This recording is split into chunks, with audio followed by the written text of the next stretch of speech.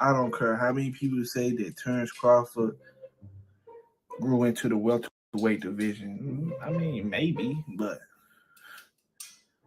bro, Errol neck, his head, man, he about to smash this dude, bro. He about to beat the crap out of Terence Crawford. Terence Crawford is done, man. Errol Spence versus Terence Crawford weigh in, man. Both guys come on point and shape, make weight. They both make weight. Other than that, man, I can't wait for the fight tomorrow. Y'all already know my prediction. I got Errol Spence by eyeball. He taking Terence Crawford eyeball. That's the prediction. He ain't make no excuses, but I don't want to make no excuses either. But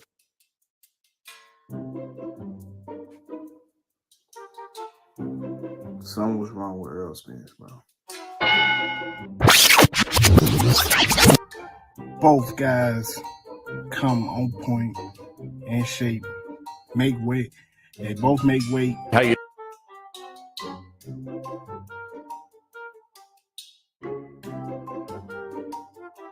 If Terence Crawford has the power that people claim that he had, then we'll see what happens. But we also know that Errol Spence chin is more durable, and Errol Spence has been hit by bigger opponents and bigger shots than Terence Crawford. So my prediction is I believe that Errol Spence will beat Terence Crawford. Terence Crawford has a 40% chance of beating Errol Spence. Both guys look good. Both guys look good. Both guys look good. I think Terence Crawford looked bigger than he ever been, or maybe the same as he was in the David Avanesha fight. But he's not bigger than Errol Spence. I'm going to tell you that right now. So I'm going to tell you again. They look great, family. They look great, family. They look great, family. But Errol Spence looks bigger. When that man put that weight back on, and Terence Crawford go put weight on too. But when they put that weight on, that dude Errol Spence gonna be looking like Deontay Wilder. So make sure you guys go subscribe to my new channel, Boxaholic. You guys are doing as I for various reasons, and for me to be remonetized on my main channel. Starting a new channel, Boxaholic. We will be channel. Please go over it. Now, family, this video is about things that happened to Errol Spence Jr. since his car crash. I understand a lot of Terence Crawford fans say, hey, y'all just making up excuses. No, it's not an excuse. And the doctor is telling the truth. If you look at some of the things that he was saying, he said, look at Errol Spence Jr. before the crash and look at Errol Spence Jr. after the crash. And he was also talking about the slur of speech. Derrick James had some kind of concern. Now, we've seen the past fights of Terence Crawford. He never tattooed up a person like this. Never had that kind of power. If Terence Crawford has the power that people claim that he had, then we'll see what happens.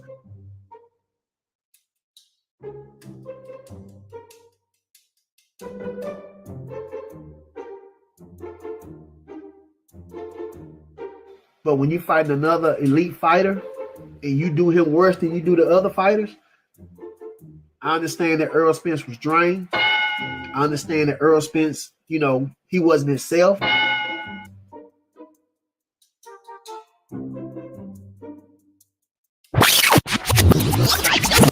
Both guys look good. So I'm going to tell you again, they look great, family. That's not the real Errol Spence.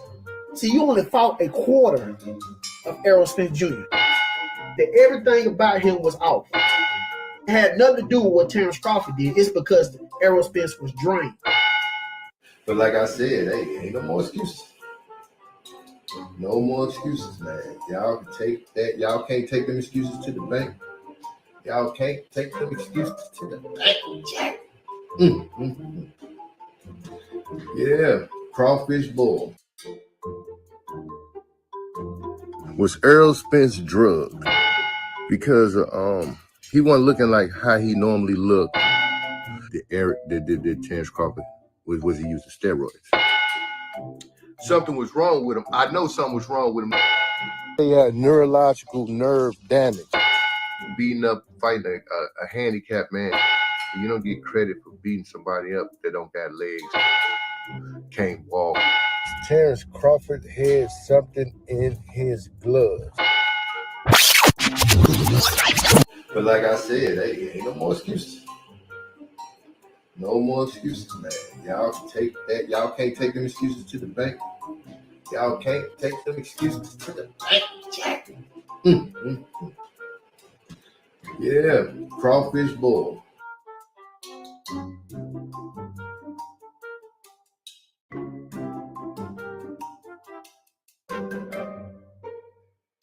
Bud Crawford is not good at defense. Errol Spence is really good at defense, and I know it gets overlooked a lot, but Errol Spence blocks a lot of shots.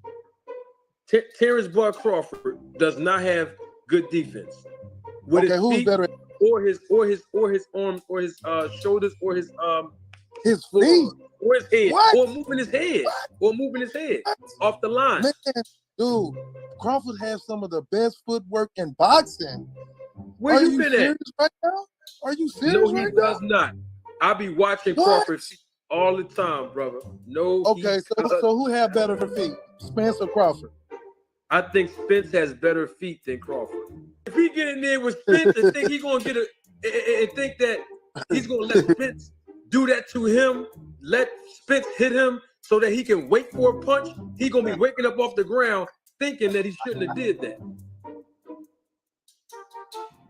He actually did not look the same. His reflexes were not there. His eye and hand coordination was not there. His legs were not there. And neither was his footwork. Was not there. His punching power was not there. That was not the same Errol Spence that all of us were accustomed to seeing. It's a 50-50 fight. No, Errol is going to demolish him. This is not going to be as hard as what people believe. It's not, bro. I see Errol destroying him. Real stuff. Real. I see him destroying him. This is what I know. I factually know this. Errol Spence did not spar for 6 fucking weeks because he had a rib injury. This is what I know. Factually know. I'm going Errol in 11. I think he gonna do something bad to him tomorrow, friend. I think he gonna do something bad to him. We'll go Errol in 11. You needed a tune-up if we just gotta be frank. He was fucking ring rusty. He did not look how he normally looked to us. Well, I initially had Errol in 10.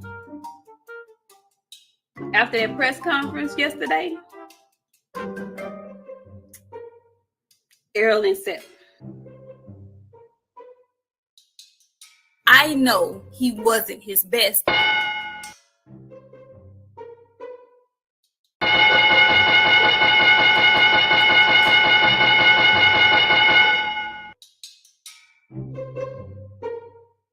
So cornering, I give to Errol Spence. Jab, I give to Errol Spence. Not fighting reckless, I give to Errol Spence. Defense, I give to Errol Spence. Body work, I give to Errol Spence. Size, natural size, I give to Errol Spence. Like, bro, I literally give Errol Spence most of the metrics. Man, the more I keep thinking about it, the more I lean to Errol Spence. I'm happy with my pick. I'm picking Errol. I'm happily picking Errol. The more I keep thinking about it, the more I'm picking Errol. Like, this is Errol Spence. He just looked like jacked in like a solid unit. You know what I'm saying? Like, he's not caring if he has a million abs showing. He just looked like good on the scale. To me, for me personally, I'm picking Errol Spence. This physique for me looks a lot more durable if it gets super chippy. Because look at his look at his like waist and stuff, his base, his shoulders, and everything. Ego Weight Watchers.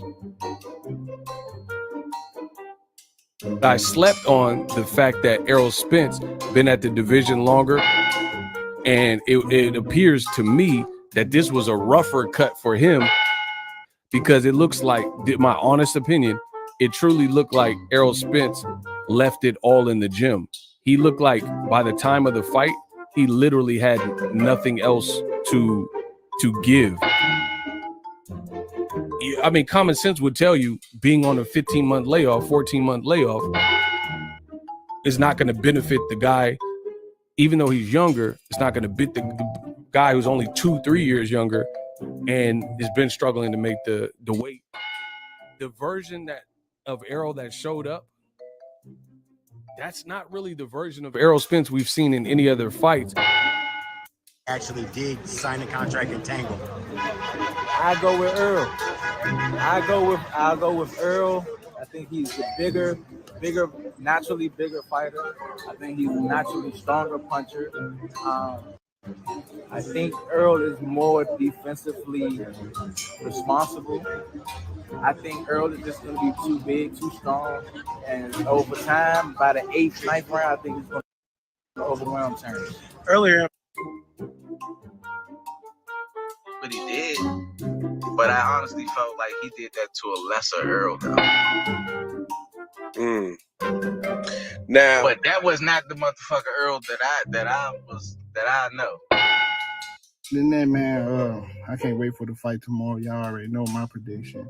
I got Errol Spence by eyeball. He taking turns Crawford eyeball. That's the prediction. Yeah, man. I got Errol Spence beating the hell out of Crawford. Hey man, debate. That wasn't Errol Spence. That was a clone. I'm gonna call it Errol Spence. My final prediction. I'm gonna call it Errol Spence by TKO in the 9th round, maybe 10. But I'm gonna call it Errol Spence TKO in the 9th round.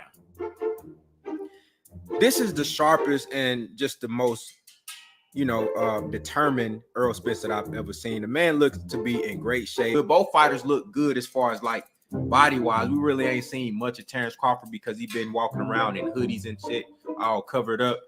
Errol Spence been wearing tank tops and shorts and shit, looking, in great shape. And in the ring was the best that I ever seen him physically. You could tell that he made the weight in a very healthy way. I see that same thing happening this time around. I think he's even more comfortable making a weight this time. I don't think Errol Spence looked the same as I normally see Errol Spence. He looked lethargic. He looked slow. He looked like his timing and reaction was off. The power on his punches just seemed weak as hell. I don't know what it was. Not making no excuses for the brother.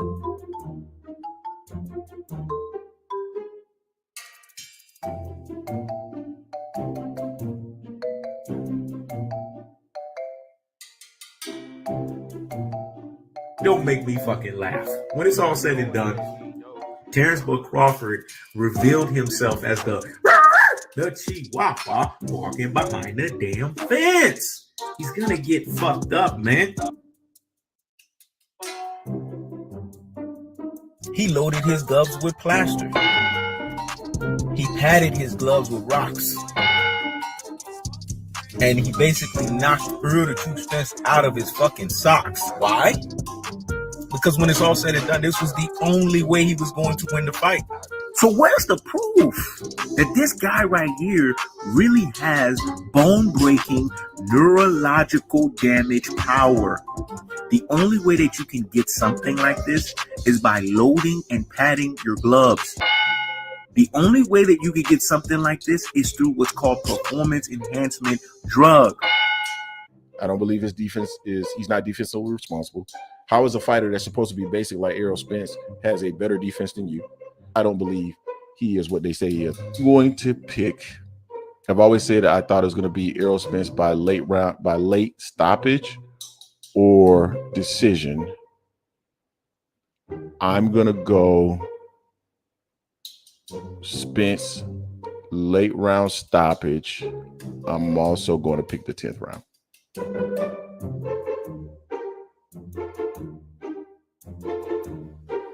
So Errol Spence, during his training camp, he actually suffered a rib injury. That rib injury prevented him from sparring the last 6 weeks of camps. Basically, he didn't spar during his camp.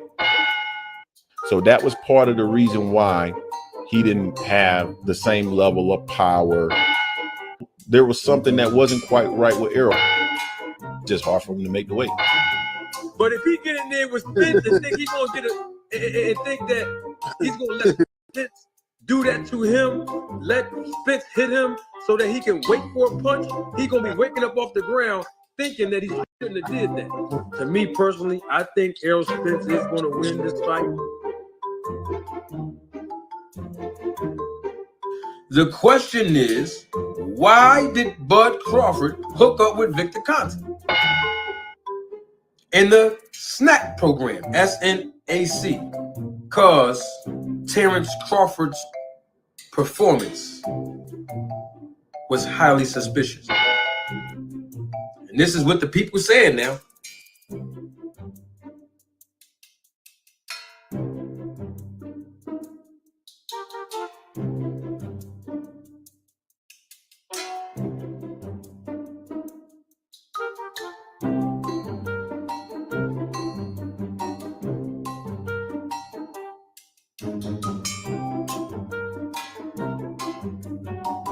Gets up on him, bro. He's swimming, he feeling good. Errol Spence for to grab that ass, pause, and turn him up, bro. And turn him up. You feel me? I know a lot of cats gonna be looking at this. Money Brown, you just biased towards Errol Spence, man. You know, Bud finna do this, Bud finna do that. Listen, Errol Spence has been knocking off champions after champions after champions, and this ain't gonna be no exception, bro. You know what I mean? This ain't gonna be no exception. This is the best Errol Spence that you ever want to see. This Errol Spence ain't been working out in no sauna suits. This Errol Spence has been happy. Now EJ is all the way on this shit. He's ready for war. You understand? You just see how good he look. He losing the weight the right way. He ready to go in there, put on a hell of a performance to show people that he is the best and that he can't be fucked with.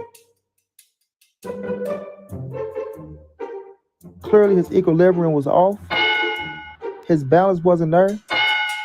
For us who know Errol Spence, who watch Errol Spence, who know how he fight things of that nature, his equilibrium and his balance was off. I talked to my dog Corey Spinks. He said it can be from the weight loss, right?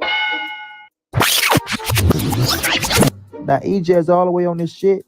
He's ready for war. You understand? You just see how good he look. He losing the weight the right way. He ready to go in there, put on a hell of a performance to show people that he is the best and that he can't be fucked with.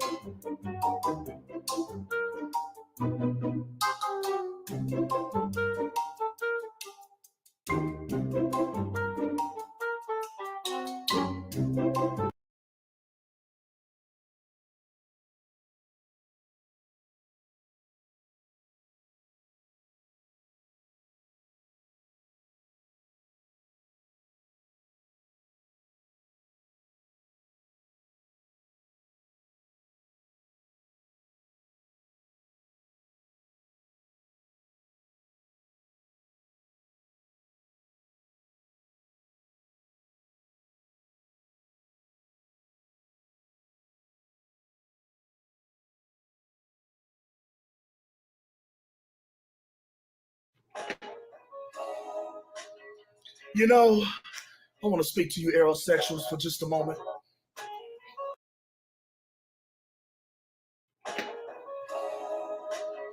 You know, I want to speak to you aerosexuals for just a moment.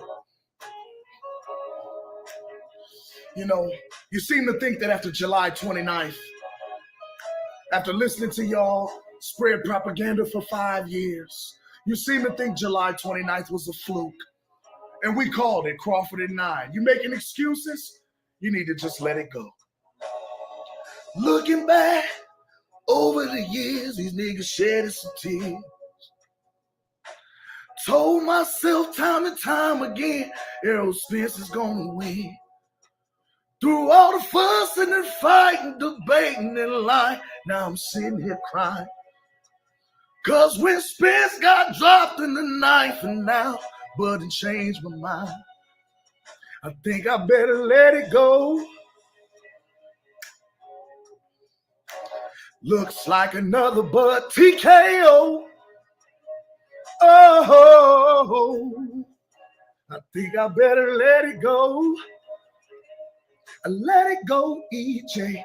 Looks like another Bud TKO.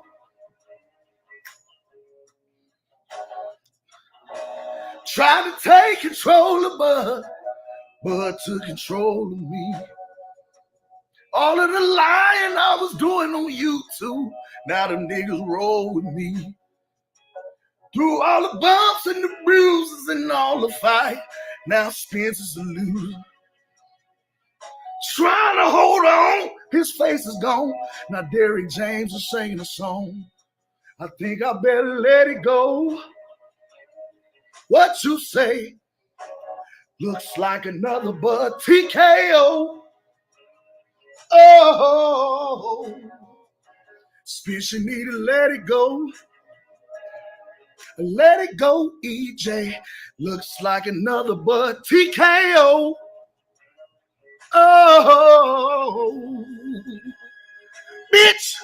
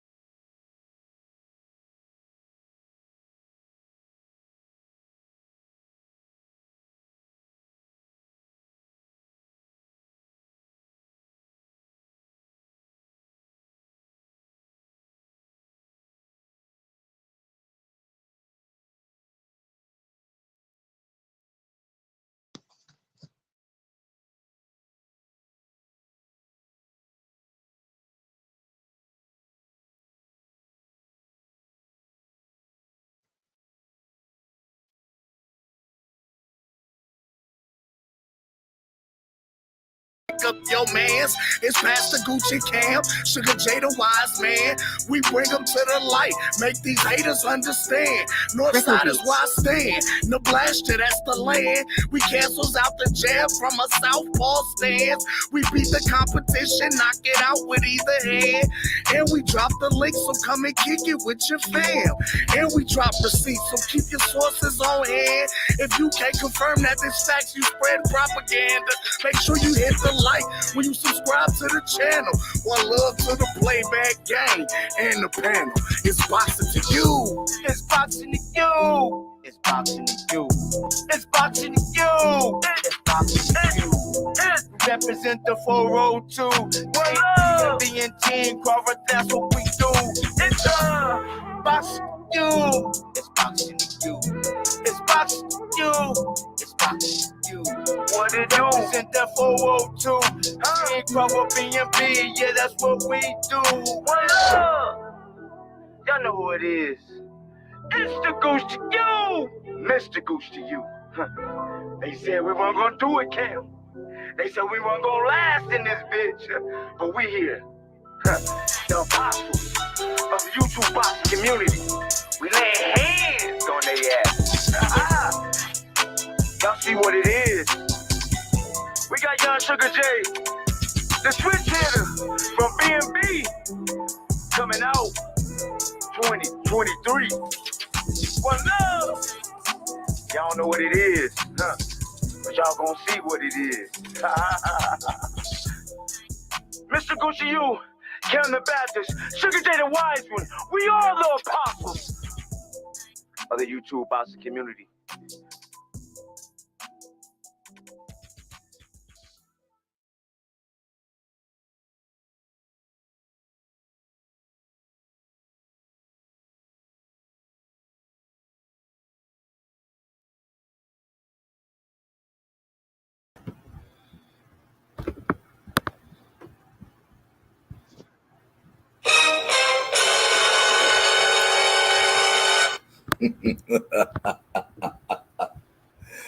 Oh, one love.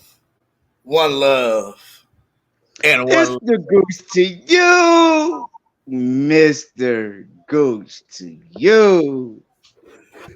I'm with my guy Kim the Baptist. Sugar J will be joining us in the long run. And I'm happy to be back with Is Boxing to you. I missed you, motherfuckers, right? I done missed the guys, man. The devil was working this last couple of weeks. Man. They didn't want to pass it on, man. Listen. Cash my computer and shit, man. Shit's fucked up out here, man.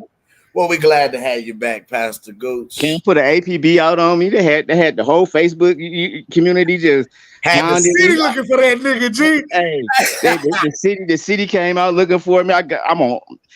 Hey, real shit. South Carolina on their way up this motherfucker. Y'all don't even know how bad in trouble I got in trouble, y'all, and it wasn't even my fault. I blame it on the devil. Yeah, we was on your ass. I told you. We own you there, boy. We own you, boy. Y'all forcing. Hey, and I was gonna wait till Monday. I had some things planned this weekend. I was gonna wait till Monday to get me a phone and let everything be known. Next, I got woken up yesterday morning. They was like, "Man, you on Facebook missing?" I'm missing. I'm right here. What am I missing? They said, "Man, you got your sister Monique. You got your sister, your mama. You got everybody looking for you." And I do apologize, y'all. My computer crashed on me, and those who know, my computer was my life source. I had everything supported. Hey, shout out to Cam Edwards though, man, on two things. For one, for holding the show down, so I know if anything ever happens to me, the show will still be in good hands. And for two, I'm glad I gave your ass that goddamn what's your name, bro? Yeah. I'm glad I gave you the password to his boxing to you, because shit, that was a lifesaver. That was a lifesaver. I didn't have this nigga. Y'all understand? And I'm gonna tell y'all. I gotta say this before we get to boxing, because y'all know I gotta cook today. I ain't cooked in a long while. But before I get to boxing, I gotta say this. Hey, these damn smartphones and technology has dumbed us the fuck up, man. I gotta say that, man. I was a cat that in my time I knew everybody numbers. I had like 40, 50 numbers stored in my head. I boom, boom, boom, boom, boom, boom, boom. Nigga, I'm up here, man. I'm trying to call niggas. Y'all numbers is all. I'm dyslexic on numbers now, nigga. I'm dyslexic on numbers, nigga. You hear me? Dyslexic. I ain't died. Yeah, Not dyslexic. dyslexic, you dyslexic. You remember the numbers? So I got. I'm dyslexic, nigga. I couldn't dial shit right. Holy shit! That's how Goose make our words, man. But y'all gotta understand. Hey, but Pete Gay though, while I was while I was away, I ain't like I wasn't working. Y'all will be seeing me and Cam on Tuesdays. Be sure to tune in on Tuesdays and Wednesdays nights. 7 and 10. Me and Cam got a slot. I'm not gonna explain nothing to it. I'm just gonna surprise you guys this week. I told you, shout out to Dark Wars. Dark Wars is one of our sponsors. Shout out to them, man. Oh man, shout out to Team Crawford. Shout out to Done Right Gutters. Shout out to Jabbing Boys Enterprise, Jabbing Boys Twins. Just shout out to everybody that rocks with us, man. I've been 100. I've been 100. I can't do it without being 100. I ain't even see, man. I've been home. Y'all gotta understand. I've been home, and I ain't really been moving. I just been working and taking care of other business, working, take care of other business. And then my computer went down. Oh Lord, y'all don't understand. I ain't even been on the YouTube streets. And here's the other thing. MIA, So, boy, MIA. yeah, I've been MIA. So I've been catching up. Since yesterday, I've been like, nigga, I've been on damn near a 24-hour, you know what I'm saying, just catching up on a whole bunch of shit. I do know a lot of shit though, because it's being our talk, because a lot of shit's been going on. We gotta start looking at shit to what's gonna be happening soon. So, with that being said, let's go. I'm gonna let you cook real quick. Let me roll this up, and then because y'all know I got a lot to say. I'm back, y'all. Yes, I'm about to give me some fresh air so we can really talk our shit. I will open the panels later on because I feel we ain't did that in a long time, so the panels will get open today. Sugar J, if you're watching, we gonna drop the link for you once you tell us to. Other than that, hold on. Damn, I got out the comments. Hold on, let me switch up and check this out, y'all. So I can't do what I do So Kim is my guy that does what we do with the magic of receipts. Shout out to Kim once again for holding it down. Hey, buddy doing it real well now. He ain't like doing it. Gooch, you do this, you do this. This nigga did not. It came back. I done left out 2 weeks. This nigga, this video. He dropping her. I see you, Kim. One love. I'm getting Hey, better. and then I'm getting better. before I let you cook, one more thing I want to say is, man, shout out to Sugar J. Sugar J, as y'all know, got his own channel. Go subscribe up to Sugar J. Me and Kim, Kim don't know this yet, but me and Kim got some shit that we about to do. That's gonna be past boxing. We about to do some shit. I just see some shit that I would. Hey, I'm just gonna tell you this, bro. If you don't want to get on niggas next with me, just say I don't want to do it, Gooch. But I'm about to get on some of these niggas next in the YouTube, just in YouTube period. Like I'm with this, all that. I'm with all like, that. shit like this. I've been on some shit to where I don't know if y'all know anything about it. Those who know No Jumper, or know anything about No Jumper in them. I'm coming from Adam 22. Adam 22. I'm gonna tell y'all, and I'm gonna go to boxing, y'all. But this is what I'm on now. I'm on some other than boxing too, because I know Terrence D&B is here long and strong, so we good with boxing. But we got other content that we need to cook on.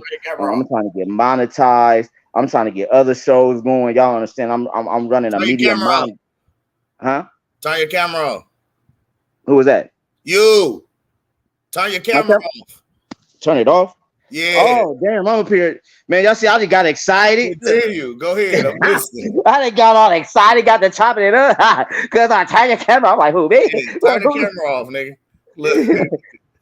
Oh, my camera's still on. It won't, it don't want to show me. It want to show me. Fucking up the monetization already. Oh no. We still got a wave and one. Hey, but I got a feeling it's coming. So but I have been studying. So when I start saying we get monetized, we are gonna be bleeping a lot of motherfuckers out. Mr. Gold just texted me and told me to tell you, boy, fuck you. Mr. Gold. I miss Mr. Gold. Y'all don't understand. I missed a lot of y'all, man. I missed y'all. Y'all think I'm bullshit, but I got a treat for y'all. Those who rocks with Is Boxing to You, I got a treat for y'all. Y'all just sit and rock with us. Y'all really rock with us. I got a treat coming, man. Let's get to this cooking because I know we got a little bit. We got it was a whole lot going on. So I got oh yeah, because it's time to and yeah, man, we ain't Oh, let me say this. I gotta say this. You see, you Eurosexuals, you content creators, you see the shit y'all put Errol Spence in? You need to shut your fucking mouth some fucking time. You just need to fucking shut your mouth some fucking time. You see, what y'all doing is y'all talking and y'all pissing a motherfucker off. See, last time y'all pissed him off, he just beat Earl ass. He ain't gotta fight Earl. Y'all and half of y'all don't even want him to fight Earl. So why are y'all fucking complaining? And then let me go here. Oh, no, go ahead, Cam. Pin that. I'm pin that. Guarding yourself for the church announcements. Okay. Amen and amen. Good morning, Janie. Good morning. Sign me up for the Christian Jubilee. Write my name on the wall. I've been changed. Since the Lord has lifted me. I wanna be ready with Jesus.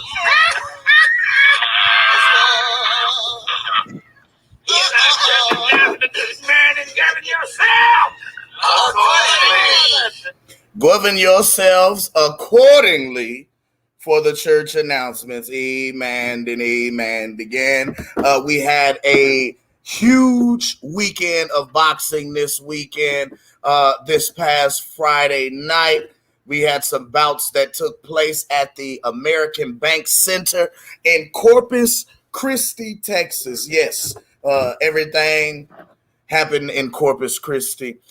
Luis Alberto Lopez, the IBF featherweight champion, was actually forced to reach deep down in the depths of his soul to hold off the desperate but highly motivated challenger in Joet Gonzalez, okay? He won a 12-round unanimous decision Friday night. However, Gonzalez's face looked pretty beat up by the end of the fight, with bad swelling around both eyes and blood around his left eye. You could tell that Lopez's hard, heavy shots really did some damage on that young man. Now, in contrast, Lopez's face was relatively unmarked with almost no signs of swelling or redness. The only thing that showed that Lopez had been in a fight was the fact that he was hella exhausted. He was very, very, very tired and far more fatigued than Gonzalez, but that seems to be a bit normal for Gonzalez, okay? Lopez, on the other hand, has a history of gassing out in the later rounds, and tonight was just another example of that. Now, in making his second defense of his IBF title, Lopez couldn't quite hurt the voluntary challenger, Joet, who fought behind a high guard all night to avoid getting caught with headshots. Lopez couldn't quite land his bread and butter, which was the uppercut, with any regularity due to Gonzalez's high guard. Now, when Lopez would attack, Gonzalez would frequently retreat away and back across the ring. Now, in the later championship rounds, Lopez's punches began to lose power, and he threw fewer and spent a lot of time holding Gonzalez to keep from getting his shots off. Now, referee Lawrence Cole actually instructed Lopez numerous times to stop holding, but it didn't quite change his game because he had no choice, okay? He was hella exhausted. He was that tired. When you can't breathe, you can't fight, okay? However, ultimately, judges scored about 118, 110, 117, 111, 116, 112, all in favor of Lopez for a unanimous decision victory. Then, who else? In the co-main event, Xander Zayas scored 2 knockdowns and stopped a bloodied Roberto Valenzuela Jr. in the 5th round. Okay, Roberto Valenzuela was he was actually the supposed puncher entering that fight Friday night against Zayas. However, it was Zayas that proved to be too strong for the Mexican veteran, who was very, very rugged, to say the least. The 21-year-old junior middleweight produced 2 first-round knockdowns and then nearly another knockdown in the 4th round, which bloodied Valenzuela's nose, all the way to the point in which referee Mark Nelson stopped their scheduled 10-round fight at just 42 seconds into the 5th round. Now, just a real quick recap, a real quick left hand by Zayas knocked Valenzuela to the canvas with about 1:53 to go in the 1st round. Surprised by it, Valenzuela beat the count, got up to his feet at about 7, and start pawing at his nose that you could see, but the action resumed. The second knockdown was actually kind of controversial because Zayas, his right hook actually knocked Valenzuela to the canvas with 52 seconds remaining in the round, but both fighters' legs were tangled up during the time that this punch landed, and Valenzuela was actually already falling to the canvas when Zayas hit him. So Valenzuela actually complained to the referee once he reached his feet, but Nelson still counted it as a knockdown anyway. The more composed Zayas actually picked apart Valenzuela throughout the rounds, catching him with stiff jabs, sweeping hooks, and some counters, so much so that a ringside physician actually had to take a close look at the cut that formed across Valenzuela's nose during the middle minute of the 4th round, okay? He allowed the action to continue, but Nelson then called for another break in the action with just 32 seconds left to go in the 4th round. Once again, the doctor allowed Valenzuela to continue, but A right hand by Zayas buzzed Valenzuela soon thereafter. However, Valenzuela held one of the ropes to keep from going down with just under 20 seconds left on the clock in the fourth round. The fifth round, in the fifth rather, a jarring jab by Zayas knocked Valenzuela backward about 20 seconds into that round, and then Nelson, the referee, halted the action after Zayas landed a nice left hand uppercut about 20 or so seconds later. Xander Zayas improved to 17-0, scoring his 11th knockout victory, while Valenzuela fell to 21-5 with 20 KOs. And this is actually his second time in his 6-year professional career ever being knocked out or being stopped by technical knockout. Also, Jermaine Ortiz actually had to fight through some adversity and some troublesome moments to convincingly beat Antonio Moran Friday night in what was his first bout since facing Vasily Lomachenko more than 10 and a half months ago. The resilient but tested, the resilient fighter actually recuperated twice after being hurt by Moran's shots. Now, the right-handed Ortiz actually switched exclusively to southpaw after being rocked by a Moran left hook in the second round. Moran also hurt Ortiz with a body shot in the fifth round, but Ortiz buzzed him late in that same round and then again early in the eighth as well. Now, this fight was Ortiz's first bout since facing Lomachenko 10 months ago, giving the three-division champion a tougher outing than expected. Ortiz was supposed to meet Mexico's Humberto Galindo on the Teofimo Lopez-Josh Taylor undercard back June 10th. However, Ortiz withdrew the day before he was supposed to weigh in because he couldn't make the contracted weight of 136 pounds. Now, according to Ortiz, a back injury actually prevented him from making weight. However, in this bout, judges scored the bout 99-91, 98-92, and 97-93, all in favor of Ortiz, who was the winner by unanimous decision. Let's see here. Hold on. Let me pull up. Give me just a second. It's loading. Come on. Hold on. Give me. There we go. All right. Now in the Okay, there we go. In the welterweight division, Omar Aguilar actually defeated Julio Luna Avila. In the welterweight division, Julio Luna Avila defeated Omar Aguilar via unanimous decision. In the junior lightweight division, the bout between Robson Conceição and Humberto Galindo was actually canceled, so that didn't happen on the fight card. In the featherweight division, Ruben Villa defeated Brandon Valdez via unanimous decision in their 8-round featherweight bout. Delonte Johnson faced Ricardo Quiores, and Johnson was victorious via unanimous decision in their junior welterweight matchup after 8 rounds. Then who else? Emiliano Fernando Vargas actually pulled off a 3rd round TKO over his lightweight counterpart and Alejandro Guardado. Okay. And then in the welterweight division, John Rinkin rolling his R's.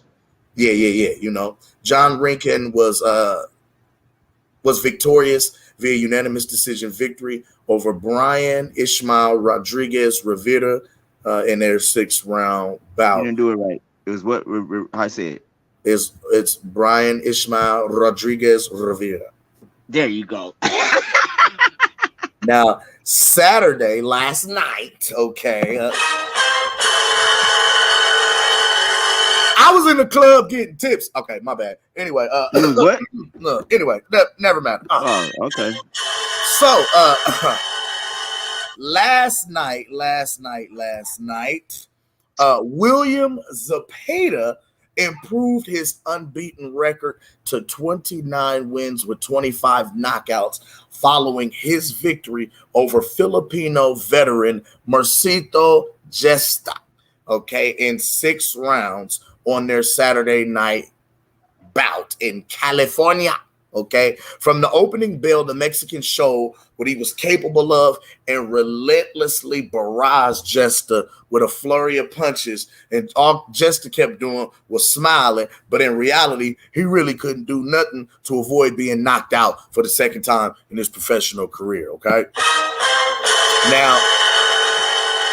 now with this victory, Zepeda is now looking like a legitimate contender for a world title shot in the lightweight division, as he showed not only great power, okay, but he was also very, very consistent with the pace of the fight and threw a lot of punches. He was also able to outwork Jester by blocking and neutralizing any kind of response that his opponent was actually trying to mount or trying to reply with, and he did so much all the way up until he forced the referee and Mercito's corner to stop the fight halfway through the 6th round. Now, Zepeda has now improved his unbeaten record to 29 wins with 25 knockouts. In the co-main event last night, WBA Intercontinental Champion Victor Morales defeated Mexican Edwin Palomares by unanimous decision with scores of 100-90, 99-91, and 96-94. Who else? Then in the women's division, with scores of 100-90, 99-91, and 99-91, the unified IBF and WBO minimum weight or strawweight champion Yocasta Vale defeated Maria Machillo by unanimous decision, holding on to her unified champion status. Now, with that victory, Vale is now eyeing the possibility of a unification bout against Sanisha Estrada, and I actually look forward to watching that fight between her and Sanisha. That's going to be a really good fight. I love Sanisha Estrada. She's a hell of a fighter. I look forward to that. In the light heavyweight division, Darius Fulgham improved to 7-0 with 7 KOs, which is actually a 100% knockout rate right now, by dispatching Adrian Luna in just 2 rounds with punches to the body. Yes, it was a cookout. I'm being a hater. I'm about to be a hater. I'm sorry that I was trying to unmute my mic when it happened, so I'm a little late on this. But I'm telling Alicia, I'm telling Kanisha that you out there talking about you love. Oh, now you hating, dog. Yeah. I'm telling both of your brides, telling both of your girls, telling both of your girls. So your you saying professional and your housewife. Mm-hmm. So you saying you still missing is what you telling me? Huh? So you telling me I need to call Monique and tell her you still missing? Ain't nobody seen you.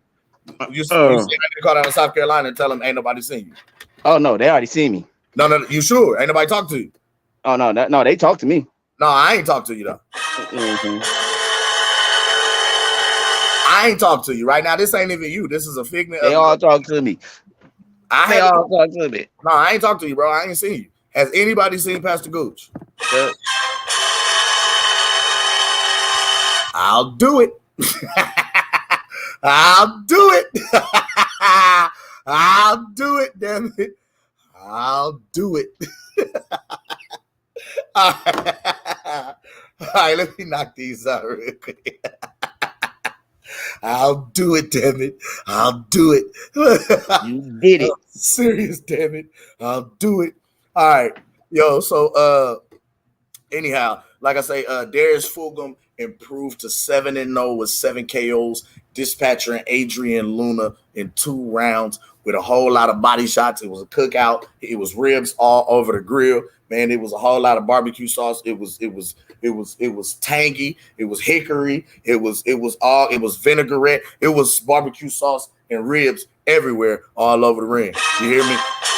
2 rounds. This nigga said barbecue sauce and ribs. It was ribs all over the place. You hear me? He beat that man in 2 rounds with punches to the body. The official time was 1 minute 30 seconds of the second round. The Mexican actually suffered a cut on his right eyebrow during the first round, but from the opening bell, dog, he showed signs that Fulgham's punches was definitely hurt. That shit.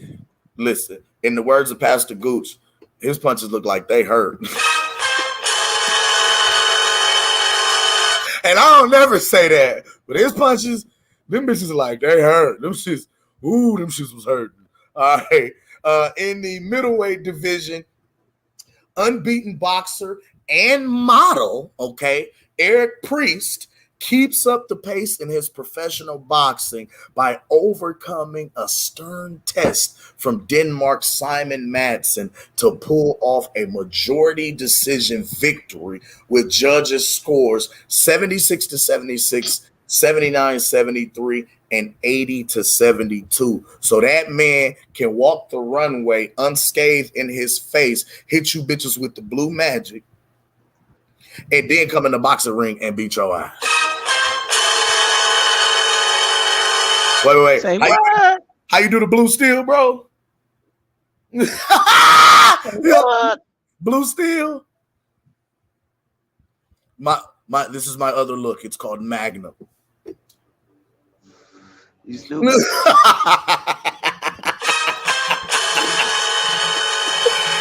All right.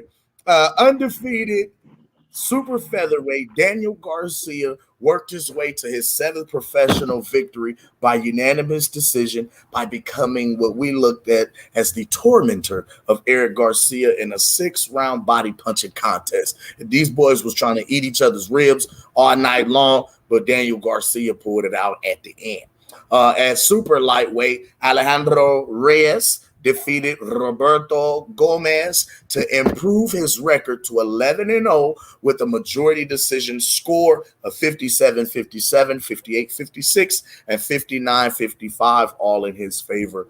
And then at super bantamweight, Gael Cabrera improved to an unbeaten 2-0 by beating Nicaragua's Juan Centeno via unanimous decision in a clean 40-36 sweep by all 3 judges' scorecard accounts. And then in his professional boxing debut, Jordan Cervantes defeated Giovanni Mesa by unanimous decision in another 40-36 clean sweep in another 4-round opener. So nice little couple nights of boxing.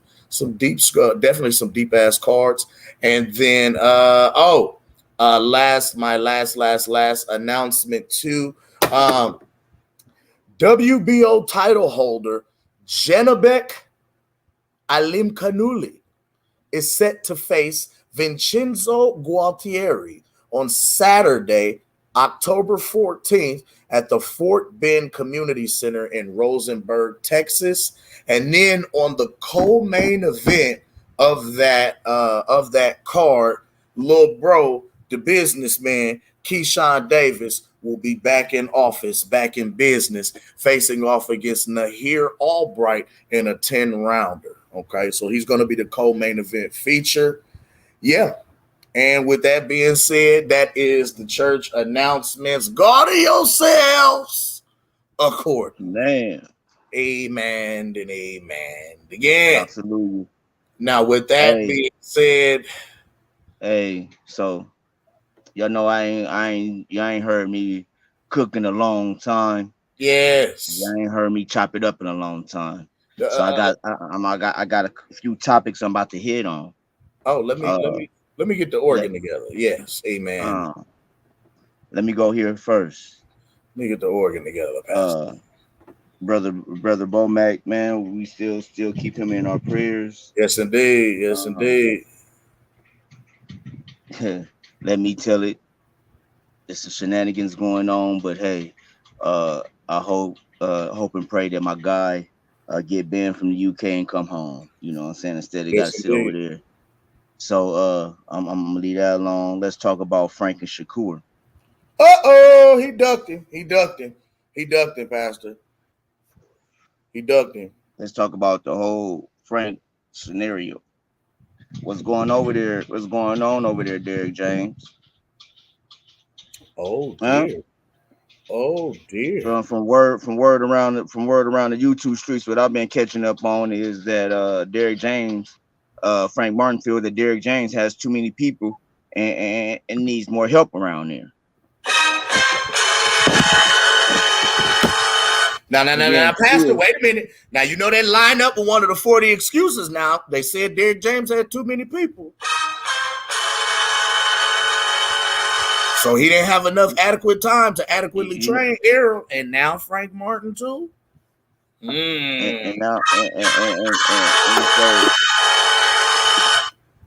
And so when it comes down to it, Frank Martin, hey, you know what I'm saying? From my understanding, you wanted 1.5, but you was getting $1 million. You know, what's 500,000 more? But that's your excuse to backing away. I get it. But let's go to the main topic at hand.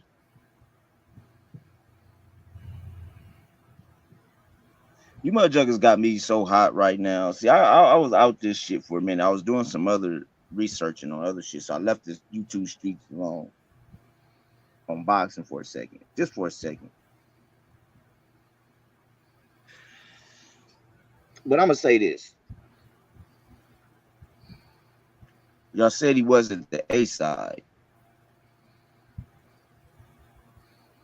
so what we had to do is get in the fucking ring and beat that nigga to a pulp. Hell, I'm not mad at it. Fight for the fucking belts. Hell, you should be down by one. You should be no more than 157. You should be no more than 160 right now, Earl. So weight drain, and you got nutritionist. Weight drain ain't nothing right now. So let's not blame weight drain right now. He didn't that weight's off. That weight's off. You a fucking fighter. Yeah, it's hard, but keep it off. You know what the contract excluded. See, what y'all thought was it was gonna be easy. It was gonna be the easy route. What y'all thought was y'all thought y'all was gonna whoop Terrence ass and then just vacate the belts and go up. Let me go here also. Let me go here also. Let me talk to you motherfuckers real quick. Because it's some shit that's being said that it's he's being petty. I heard the words he is being petty for going up, for staying at 147, but don't want to fight Boots.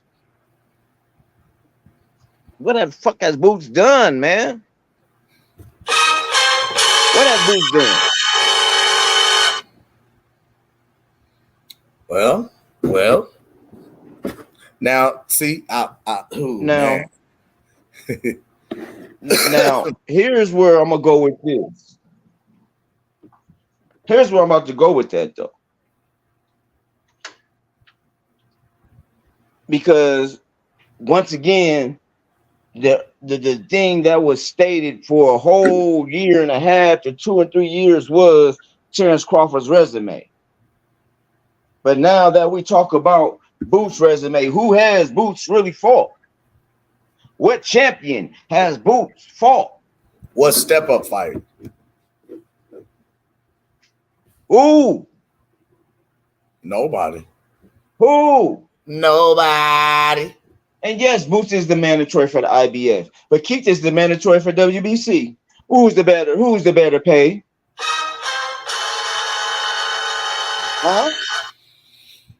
Huh? Do we want to see one time get stopped? Not just stop. Do we want to see him? Yeah, do we want to see him get stopped? Because one time has not got stopped yet. That's true. Or can one time be the one to stop the streak? I don't see it. I don't see it. Bro, we finished 100%. Is Boots the one to stop the streak? Mm-mm. We finished 147, 100% with the KO streak. Sorry. We knock everybody out in one. Leonard Ellerby said he want to see the Boots and Terence Crawford fight. Leonard Ellerby really don't want to see Charlo versus Crawford. But why not? Why not? They want Charlo to win, but they rather see Bud and goddamn Canelo. Okay, so I got because what the simple fact of the matter is, Count, they need some belts to stay home. Yeah, because I mean, well, if Bud, okay, how can I say this respectively? If Errol were to back out of this rematch, if Bud goes anywhere else, the belt is going bye-bye with him anyway because he's not necessarily signed to PBC. The 2-fight deal that he did with PBC was strictly for the Errol Spence fight. So if the Errol Spence fight don't come through, they got to go back to the drawing board with Champ and sit down and try and work something out. Another thing that I was looking at too is because, I've been hearing a lot of people, they like, instead of giving Bud his respect and his just due for July 29th's one-sided ass whooping that he dished out, right? They begin to make excuses, and now once again they throw out another name and another opponent in there. You know how when somebody is gunning for your ass and they saying, yeah, boy, I'm gonna beat your ass when I catch you, and what you say, shit, fight the homie. The homie will fight you. He'll fight you right now. No, nigga, he gunning for you. But you throwing everybody else's name in there the same way Keith Thurman did with throwing Amir Khan in there, throwing Kell Brook in there, as opposed to actually making the fight happen yourself, as opposed to actually unifying with this young man, as opposed to actually, you know what I'm saying? Like, because I have to go back, and I can't stress this enough. When we had the opportunity to unify and fight those other guys on the other side of the street, they made up the whole phrase, other side of the street. Like, and the crazy part about it was we had already fought PBC fighters previously. Everybody from John Molina Jr., Felix Diaz, who else? Jose Benavidez, Sean Porter. You know what I mean? Like, we had fought PBC fighters before. You know what I'm saying? So how is it that these other guys we didn't get a shot at? I have no clue. It's beyond me. Now, what they're saying, Gooch, is like, well, he should fight Boots now. He need to fight Boots now. He need to fight Keith Thurman now. And I even heard it being stated. Shout out to bro. You know what I'm saying? And I get, after talking with him, I get and I understand why the sentiment was stated like it was. And I had to actually sit down and listen to what was being stated and the sentiment behind it.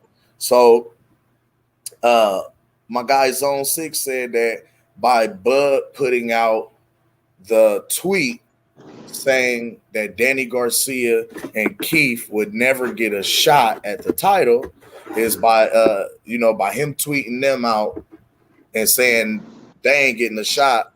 That was considered a duck. He was considered ducking them because those are potential opponents and potential names that he could fight. And when I asked why he felt that way, he explained. He said, and it's not that I don't rock with Crawford, I don't fuck with Crawford. He said, but what I feel like is happening is we're getting diva and prima donna behavior. And I'm like, well, what do you mean, bro? He was like, well, this guy has never, ever, he didn't fought everybody you put in front of him. Everybody they put in front of him, he fought them, no problem.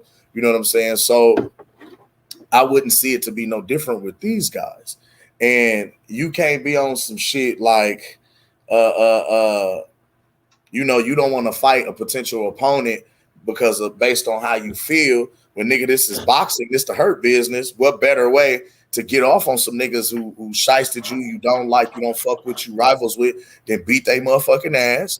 You the A side, you the man, you undisputed, you the king of the division. So it's like, why relinquish your A side status and being the man right now? And you didn't work so hard, jumped through so many hoops, gone through all this bullshit to finally get here. Why relinquish that status to now go jump up under Canelo and relinquish the A side status as the man to be the B side to Canelo?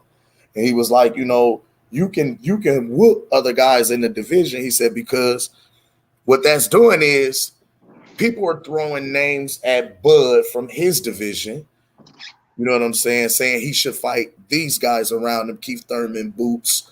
And then that's allowing for Canelo to wiggle out of his situation because he got niggas at 168 that he need to be fighting because David Benavidez, we still hearing it.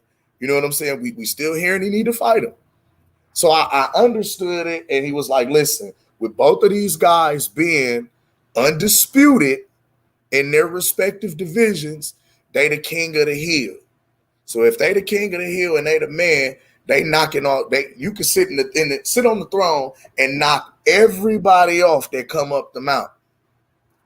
I ain't gotta, you know what I mean? Like I understand why Bud is doing this. This is something that no other fighter has necessarily done in history. Guys have only gone up, I think, when I looked at it, a minimum of 2 weight classes at the most. You've never seen a guy jump 3 in one setting, in one swoop. Now, it's not to say that it hasn't been other triple champions in boxing, so on and so forth. We know that's not true because it's what, 40, 50 freaking fighters throughout history. You know what I'm saying? Who've won in multiple weight divisions. We ain't even got to go through all that. But I understood what bro was saying in the sense of you the man, you the king of the hill. You could sit in your chair and knock off whoever comes up the mountain, defending that status, further putting a cherry on top of your already cemented legacy.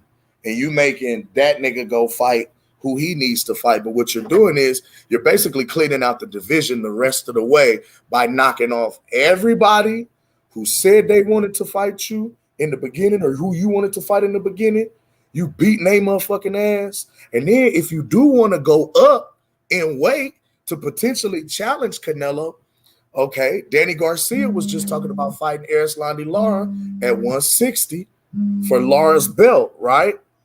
Shit, go up and fight Danny. Beat that nigga up. Take that belt from Danny. That's still getting you ready, but don't cut him off completely as an opponent, you know what I'm saying, based on how you feel about the way he did you in the past by shysting you out. You know what I mean? And I understand the sentiment. I can rock with that. I understood the sentiment behind it, but it was just like rock with that.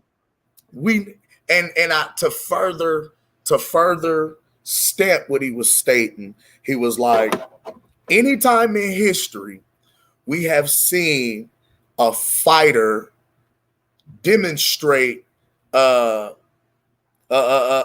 prima donna or diva type moves, pull some sucker shit on some A side, I'm the man, you not type status, trying to shit on his opponents, right? It started to become a pattern. He started to do it more and more and more and more and more, and eventually got his ass beat. So he was like, I don't like seeing any type of activity or behavior being exhibited by Terence Crawford in any realm of that, because it's starting to show signs of what I done seen historically with other fighters type shit, which I understood that portion. You know what I'm saying? But I was just like, damn, it's one of these things where I agree, I get it, but we know the why of how it happened. You know what I'm saying? Like when I wanted you niggas to fight, when I wanted to fight all of y'all, when I was vying for the fight with you guys, y'all froze me out and kept me on the outside.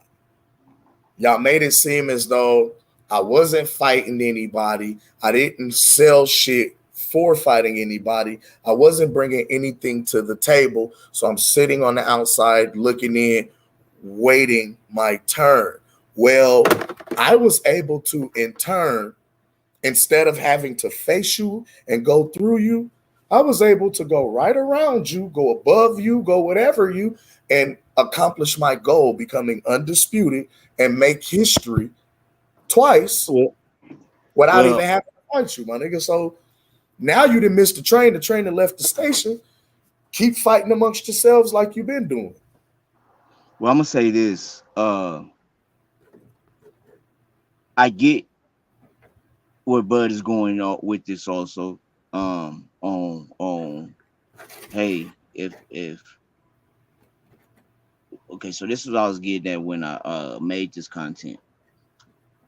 With Bud telling Earl, look, let's get at 147 because you want to be undisputed. But this is the hurt business. You've been the way bully this long. You, like I said earlier, goddamn it, hell, you shouldn't be no more than what 160. So it shouldn't be that hard, even if you went that up. I seen Bud Wednesday. Bud looks walking around about 154, 155, 150, about Yeah, 160 probably, he damn maybe. near about 160. Yeah. Maybe. If that, facts. So you know, oh my. And you'll never guess what the content whatever creator happens, but like I said, I get it because let's do it for the belts. We going up to 154, just a money fight. Now with him going after Canelo, doing something that nobody else has done. Hey, where I'm looking at it is it's Canelo and we done. Okay, I was just finna say, okay. So now this is the thing: are we gunning for Canelo? Are we going out the door? Okay, that's fine. That's understandable. But now, in conjunction with what I feel as though Zone is saying, and what I've heard, because I heard our favorite content creator has been making videos, but I wanted to ask, okay, so in Zone, if you watch it, man, I hope I was able to convey your feelings about your sentiments about the situation properly and a little better. I hope I was able to convey that, what you were saying, and I hope it came across clearly, concisely, and everybody could understand what I was saying. But okay, so, and I get it. How many fights do we think Bud has left? Like honestly, or how many fights do He got about in real talk, he got about 2 to 3. Okay, But do so we 2 to want 3 2 to 3? Okay. Now, and just follow me for a quick second, because I get what bro is saying. In this 2 to 3 fights that he may potentially have left, right? One of those 2 or 3 is Errol.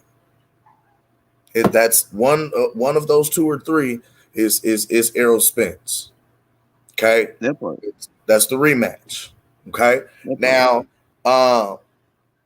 for the just for the purpose of conversation, Canelo and Jamil are about to fight on the 30th, right? And then Bud and Errol supposed to fight. We're thinking December. I'm giving air quotes because that's what it's looking. that's the forecast, but negotiations, we don't know yet. It ain't been made public. Okay, cool. But what I'm saying is this: we don't know what's going to happen on July 30th or on September 30th, because if Canelo goes out and Jamel were to beat Canelo, we know for a fact he's automatically getting a rematch with Canelo Alvarez. Off the top, there is no one and done. You know Canelo is running it back for the rematch. You already know Okay, that. and I hear that, but also Canelo. I would say this: it depends how bad Canelo get beat. Because here's my thing: if Canelo, if it goes to the judges, I see it. But if Charlo does the unthinkable and puts him down, you think he just retires right then and there? He's retiring, bro. Who else? I'm saying because now he's I like this. If Charlo puts him down, he's meat out here, bro. He's easy work. Then he's been penetrated. David Benavidez is going to kill him for sure. Bud's going to kill him. So if Charlo does the unthinkable, well, we see Charlo, but now we see Charlo do now. Like I've been stating, if Charlo do win, do we see him at 154, 168? Hold on. If this one, let me get this one out. If I was Bud, then then that's the thing. We got to see where Charlo's going to go, where he gonna stay at. Because if Charlo does win, do we go up? Or do we stay down? Well, okay, that's effectively kind of what I feel like Zone was getting at, in that, okay, are we supposed to just sit around and wait for Canelo to be done and then go into a fight with Canelo, or do we stay busy as our undisputed King of the Throne status and keep running the table, defending our throne until this nigga is ready? Because what's gonna happen, let's say we take Canelo Alvarez completely off the board. Right now, he's off the board right now. Both of these niggas is effectively tied up. Errol with Terence in the rematch, Jermell and Canelo at 168. Right?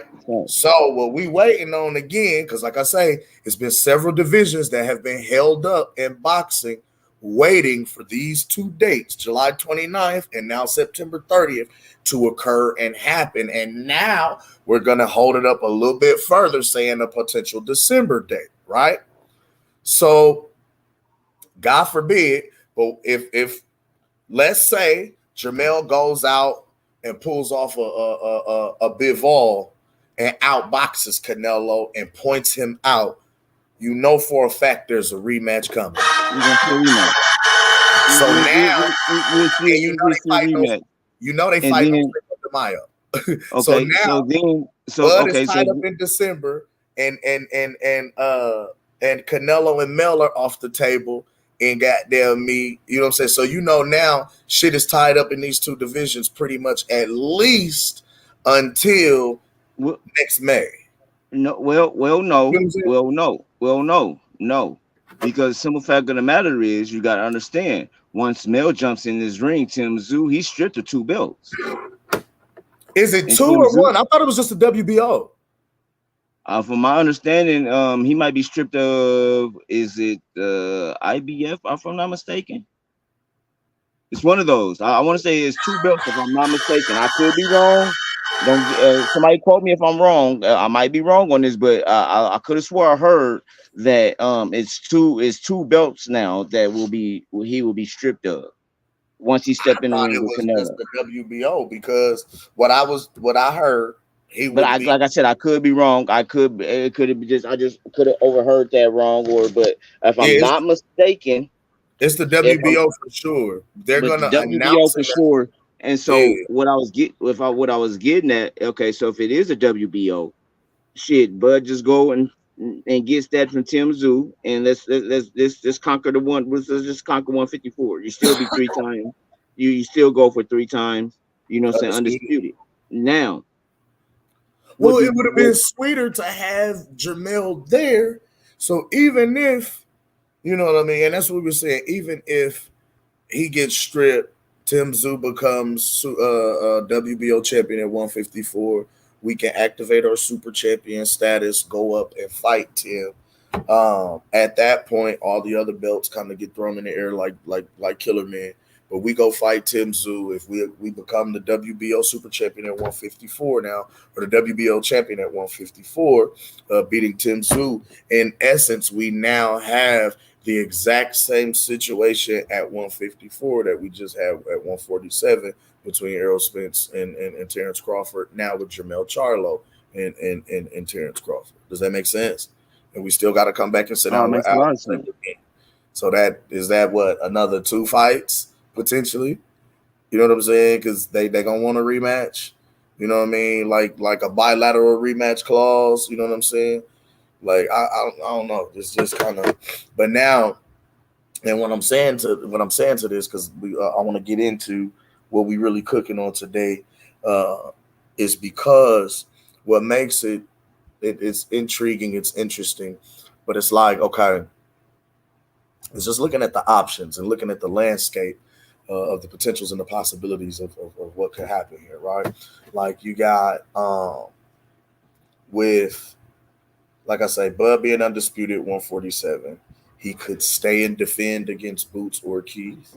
He could move up, fight Tim Tszyu. Shit. I mean, I'm being and I'm not trying to be facetious, but just even thinking about it, if you're gunning for Canelo, you know what I'm saying? I'd move up to 160 and go beat up Janabek. Go beat up Janabek. Go beat up Jaime. You know what I'm saying? Take their belts and sit and wait for Canelo. You know what I mean? Like, because you're still going up. So basically, what you could be doing in a sense, and I don't know if am I wrong for this, y'all, but like, you know, if Jermell and Canelo fight 1 to 2 times, you still have to stay busy and get paid in between time. Okay. So if they fight once, they fighting in September. You know what I mean? What you're hoping is Canelo beats Jermell. After he beats Jermell, he beats him convincingly. So where Jermell not trying to double back, right? We're hoping Canelo beats him. And then you go out in December, you beat Errol, and now both you and Canelo are free at the same time. So now you can be Canelo Alvarez's opponent. Terence Crawford versus or Canelo versus Crawford, Cinco de Mayo 2024.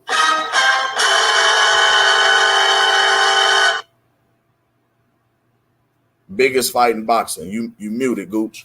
And we can go the other way with it. You muted, bro. You muted. Unmute your mic. But I want to discuss the other way too. But like that's kind of what we pushing for right now. Like we forecasting. Let me holler at just the guy real quick on this one he just said too. Matter of fact, I'm gonna go through the chat. We get to cue the music up, Kim.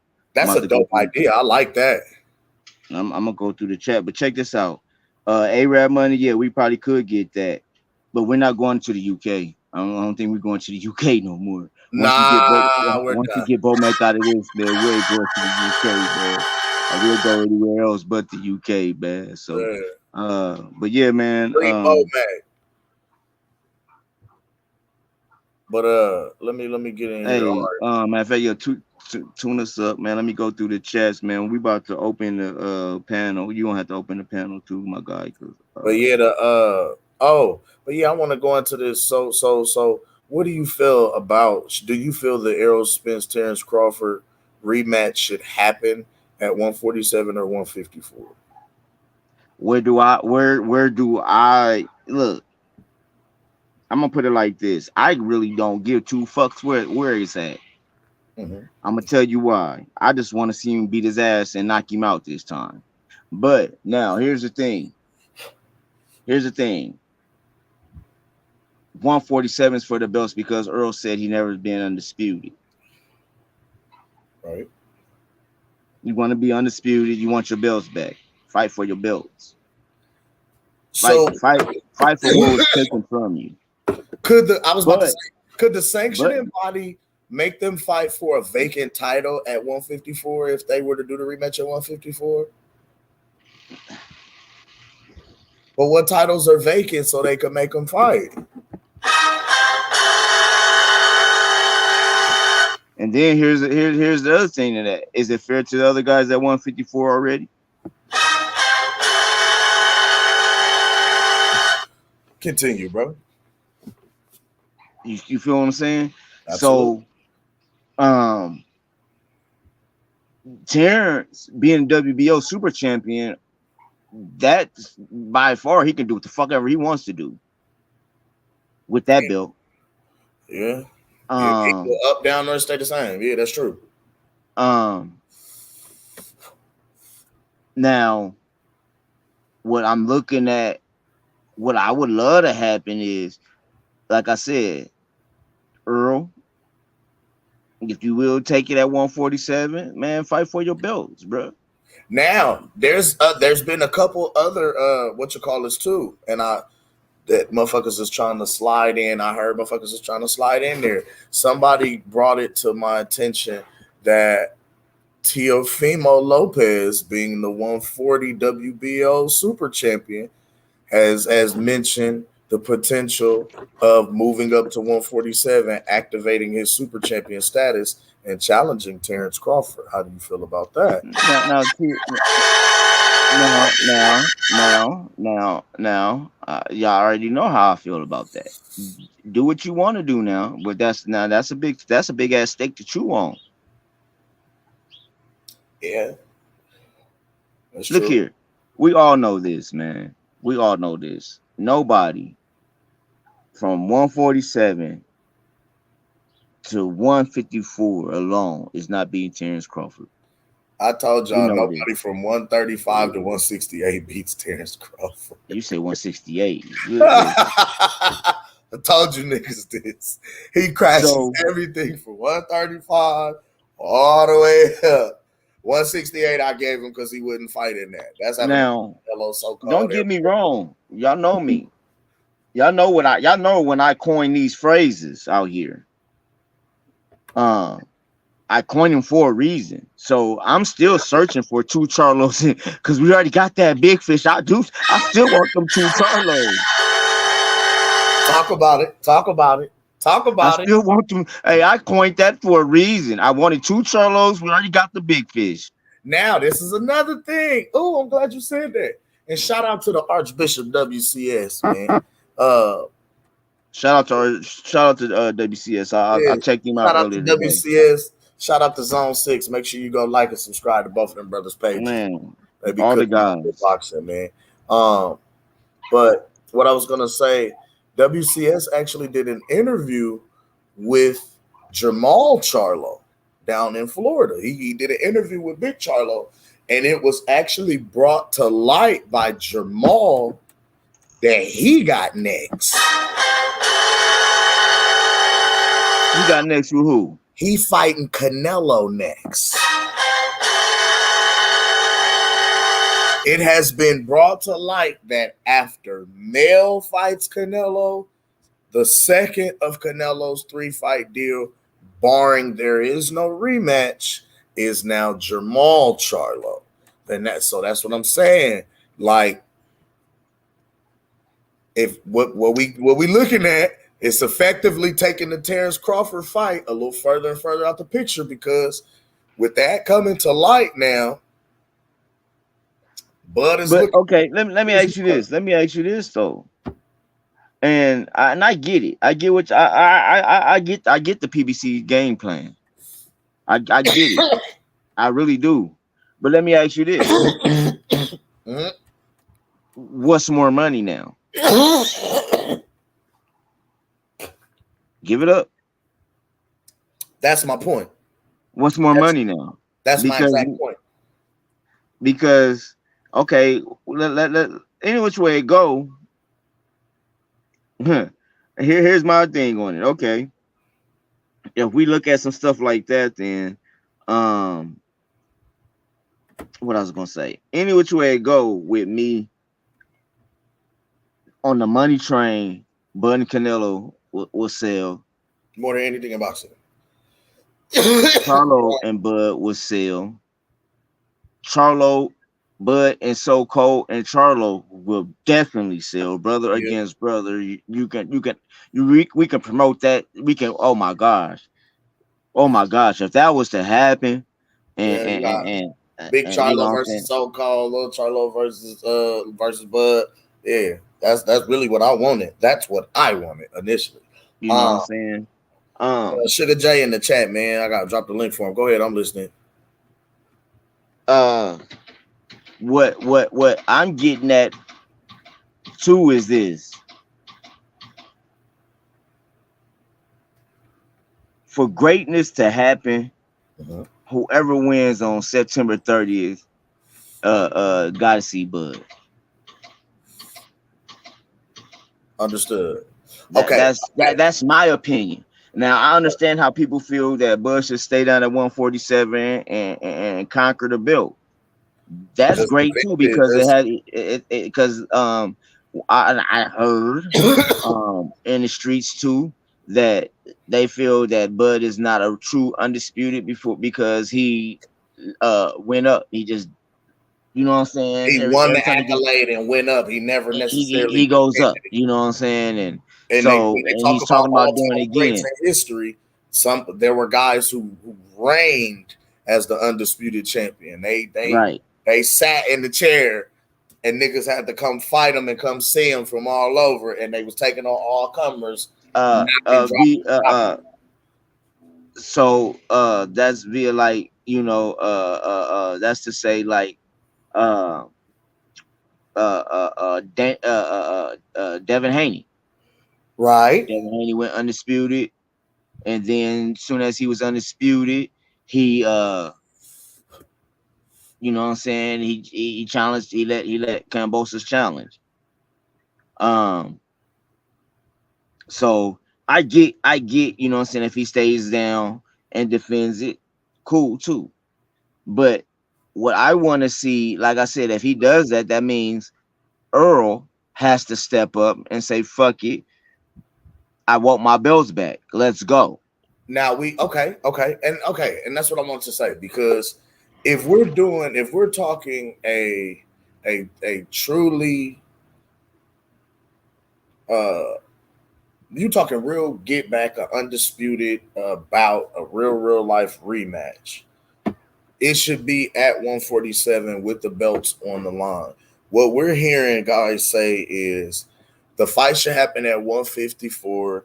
Errol can't make 147 anymore. Bud is wrong for making him fight at 147, knowing he can't make 147 no more.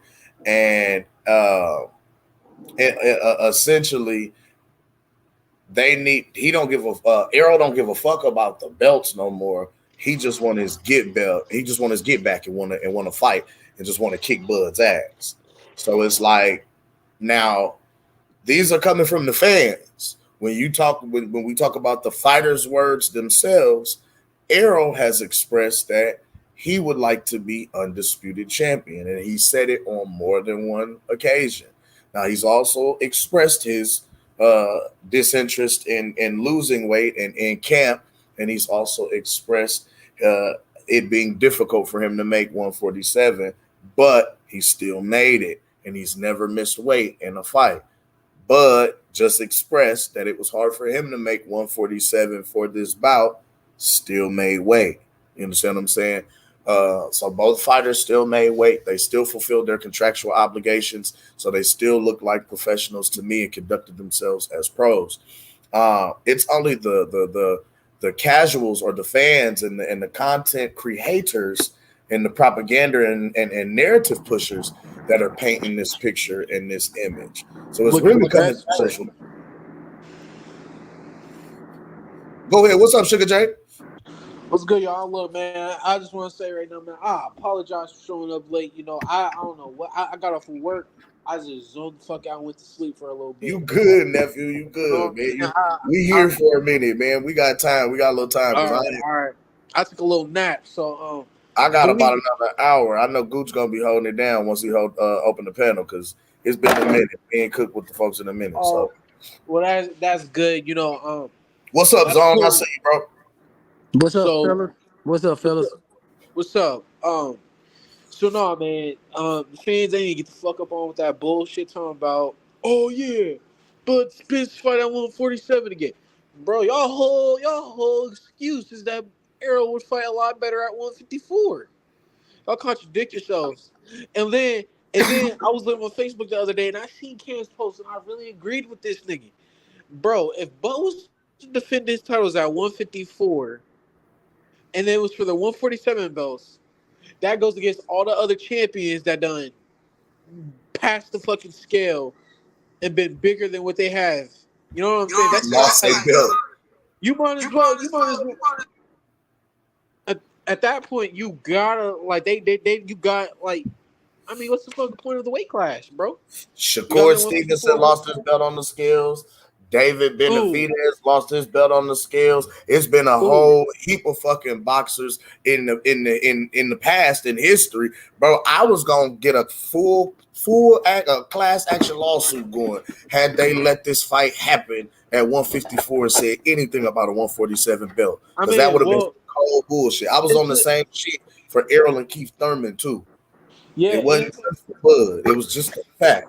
and it's kind of like the same thing as if it's kind of like on some like. I mean, in that case, like you got to put Charlo's belts on the line when he fights Canelo. Like, it's just a whole bunch of bullshit that happens, right? So And then, yeah, in that sense, now Canelo is undisputed at 168 and yeah, 154 154. without ever having to really fight. Even though he fought there for a good minute, but it was like Years without ago. necessarily. Yeah, you feel what I'm saying? Years ago. But now he's undisputed in the division without ever competing there ever again. Like, Like nah. You know that, what I mean? it's like you could go. Okay, now people might get this confused. Like Charlo when he fights Canelo, I don't think he's gonna be really at 160. I believe he's gonna be at like 164, Mm-hmm. 165. Mm-hmm. You Mm-hmm. could do that, but you can't be the champion at 147, go to 154, and then defend those titles at that weight class, and fight them at 147. If that's the case, why the hell have we haven't seen Dimitri Bivol with Canelo 2 yet? Why have we not seen it? Mm. He's light heavyweight champion. I haven't seen him still defend his title against Canelo at 168. No, because you can't do that. Now, Mm. there's weight classes for a reason, people. There's a rate there. You know what I'm saying? They need to get up over it. Now, if you're trying to say that you feel like your boy Errol Spence has a better shot at 154, I'm cool with that. But let it be that. There ain't no more of all these other, excuses. There ain't no more. It's just simple, bro. July 29th happened, bro. We don't need a key. Why do Bud fans and why do Bud in general still gotta fucking prove what he did? He beat the shit out y'all man, bro. He beat the shit out of you. There ain't much really to talk about all this street shit that done been happening in the last 5 years. Right. Bud nicked it in the butt on Saturday. Hey, we on it. Bigger and better things. If Spence with that rematch, give it to him. Give it to him. Let him get his ass beat at 154 real quick, and then we go off and go fuck up Charlo. And Mm. then we get Canelo at 168. We might have a couple fights at 160, but then we go up to 168 and we go fuck up Canelo, take his titles up there. You know what I'm saying? Or we let Nelson handle that. Either Either way, way. it'll get taken care of. So my Yeah. question to you, Sugar J, who or what route would you like to see Bud? I mean, and no, you just said that, but how many more fights do you see Terence Crawford effectively having left? As he's expressed, he's already well over the age he wanted to retire at, and he's kind of expressing the fact that he's been thinking about getting up out the game, but he's still fresh. He's still looking fresh. He's still beating niggas up. Father Time ain't really, you know what I mean, looking like nothing. You know what I'm saying? So For me, when you got, it's just, I mean, a fighter can look great all they want, but if a fighter mentally feels a certain way, feels like, that they are themselves, they feel like they don't got that much to prove. They want the big money fights. To me, the Buds and the Canelos, they don't got that many fights left in the sport of boxing, and it's not like they have to have two. They don't need the. To me, Bud and the Canelos, I mean, I think Triple G just retired, but like if Triple G was still in boxing, the Triple G's, you seen it with Nonito Donaire, all those guys that I just named, they ain't really got nothing to prove left in the sport of boxing. Everything they doing from here on out is just a fucking bonus for the fans. So It's a now, bonus do for the you fans. feel like this is his the point in his respective career where it's time to just go ahead and get into your media frenzy shit, go into a Yeah, couple acting roles, maybe go into you know what I mean, training, coaching. I yeah. wouldn't see him jumping on an analytical, spot on ESPN or some color commentator shit. The man, the man's, Like, you know, he I could see him doing that. You know, he's also a family guy. You know, he could be coaching his sons. You know, coaching his daughters. understood. You know, Understood. doing with a dad that you know, he's a great dad already. Mhm. But you know, he's proved what he did. If he wanted to go set off in the run, sunset, and be like, "Fuck it, I just want to live in Omaha for the rest of my life, take care of my kids, make sure my kids and my grandkids is good." Same thing with Canelo. If he was like, "I just want to go back to Mexico," you know, they could do that. And They then can actually do that, and you right, can't say nothing about it. You can't do nothing but respect it. it'd be different than somebody like it would kind of remind me of Andre Ward, bro. If keeping it real, it would kind of remind me like an Andre Ward type ish, where we all know that they could fight again. Like we all know that they could still fight if they really wanted If to. they wanted But to. they don't got to. It's the same stuff with Andre Ward. You know, he took. And here's the thing: they could even make more money if they wanted to. But they're like, no, I'm cool. I had enough money where I'm at. I can make money in other outlets, you know. And I feel like it would kind of be like the Andre Ward, Floyd Mayweather route, where they ain't got much to prove. There might be a couple fights that fans wanted to see, like fantasy fights. You know, like we talked about Andre Ward fighting Anthony Joshua when he was in his best. You know, when he was the heavyweight. So it depends on how you look at it. You know, either way, I'm sticking by Bud in either route. Uh, I see a win. I don't really see him losing in either situation he decides to go in. So those are my thoughts on that. All right. All right. I appreciate you on that, nephew. Going out to my guy, Zone 6, One niggas love to off in the spot. One love to you, bro. Make sure y'all go like and subscribe to Zone 6 Sports, man. Bro, man. be over What's here up, my cooking. guy Zone? I gotta hop on. I gotta hop on y'all with this football shit too this season. I've been trying to tune in a little bit more, Zone, trying to tap in. So I gotta holler at y'all and my guy Bills too, man, on this football tip. But what's up with you, family? Oh yeah, man, just chilling, just watching some football now. And I seen something told me to check my phone, man. And then I heard you cooking, and I said, man, he sounded like he's describing me. And I said, oh, he is. I said, oh, that's perfect. Yeah, so you did an excellent job. That's Thank you, exactly sir. yeah, that's absolutely what I was getting across, and we had a good panel the other day. And we Um, did. We had a good dialect. yeah. And so to answer your question, to keep the pass the rock around and stuff, I think that Bud have 5 more fights left in. I believe that he can conclude this fight this year, and he'll be what? He's 36. He just turned 36, correct? You know, he'll be Okay. 36 next week. Well, next Okay. week. It'll be next week. Okay. So I think he can go up to 38. Meaning that he give us 2 more fights per year for the next 2 years. Okay. Eight fights. Mm. Okay. So that's 5. That's one the end of this quarter this year. Mhm. Completely get past Errol Spence, and then I think he had 4 fights, massive fights to whatever he wanted to be, however he choose to build it as the A side on all fronts. Um, Mm. Now there's another pile of fights. There's the fantasy fight type thing with Canelo and Jamel. I'll bring those into account too. Now the reason I say 5 fights is because I look at it different from what I hear everybody else saying. Everybody else looking at it as age and time, and I respect that. And years in, I look at it by rounds boxed. So Mm. yeah, Ooh. right. So I look at it by rounds boxed. So that really gives you the true definition of your age in boxing. And on top of that, we already know that Crawford is a phenomenal, outstanding, disciplined piece of iron. I mean, I've never heard him have a hand injury. I mean, I've heard Deontay Wilder had hand injuries. I've heard mental health issues from Tyson Fury, Danny Garcia. Mm-hmm. I've never heard anything to impede on his performance in the ring that I know of. So As far as I'm concerned, this guy's in excellent shape and always ready to go. He don't have weight problems, discipline issues. Now, his fights have been pretty much stoppages. We already talked about how he been stopping things with like barely any resistance. So I haven't even seen Crawford cut, butt, low blow, twisted a knee, taken down in the ring. I haven't seen anything of that. So I don't see any evidence that shows me that he's slowing down. He's actually picking up the pace and Right. getting stronger.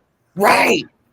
Because when you look at his fights, they're ending pretty decisively and quickly and without him taking any hard punches. I mean, the Earl Spence fight was, let's be honest, all due respect, it was a walk in the park. Mir Khan was a walk in the park. Kovalevsky is the only person that kind of hit him one good time, and that was a quick recovery, and then it ended up in the stoppage. Most of his fights been ended in like the 6th round, most of them.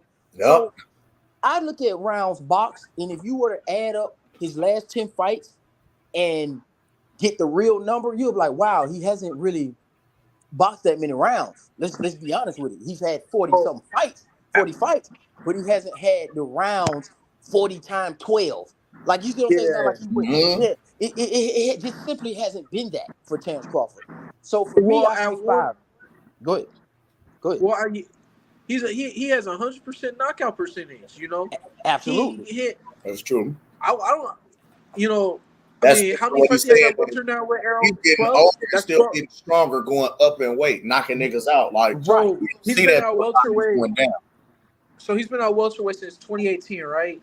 Mhm. And he's had 12 fights, and he's had and you know where they say, you know, to me, I just, you know, I always find it amazing how his best performance was against Errol Spence. Okay, so that's why I got him. That's why I got 5 fights. And to me, I think he should kind of, now again, I don't agree with the fact of his language lately. I don't like him taking plays off the table, considering the fact that, to me, in my opinion, Terence Crawford is the A side to everybody 135 to 160. That's a lot of money. That's a lot of control. That's a lot of power, and that's a lot of infinite possibilities for Crawford himself. He don't need nobody to co-sign with him. And I just feel like I know the carrot is, oh, Canelo's gonna bring X, Y, and Z. We don't know that to be true. Like, we don't know that. Like, we keep trying to relinquish all of the control to Canelo Alvarez. We don't need Canelo Alvarez to develop a fighter like Crawford. Like, the end goal for Crawford is not to fucking be gracing in the ring with Canelo Alvarez. It is what he's done already. Like, he's the man, and I don't like the way he's talking, and he's starting to talk like a Canelo fan, bro. Like, this I the got same you. shit Demetrius Andrade then was doing, chasing Canelo. Dude, why? Why are you guys what the fuck? Like, why are y'all so in love with Canelo, bro? Like, Crawford, you're the A side to everybody. You can fight now in Nebraska.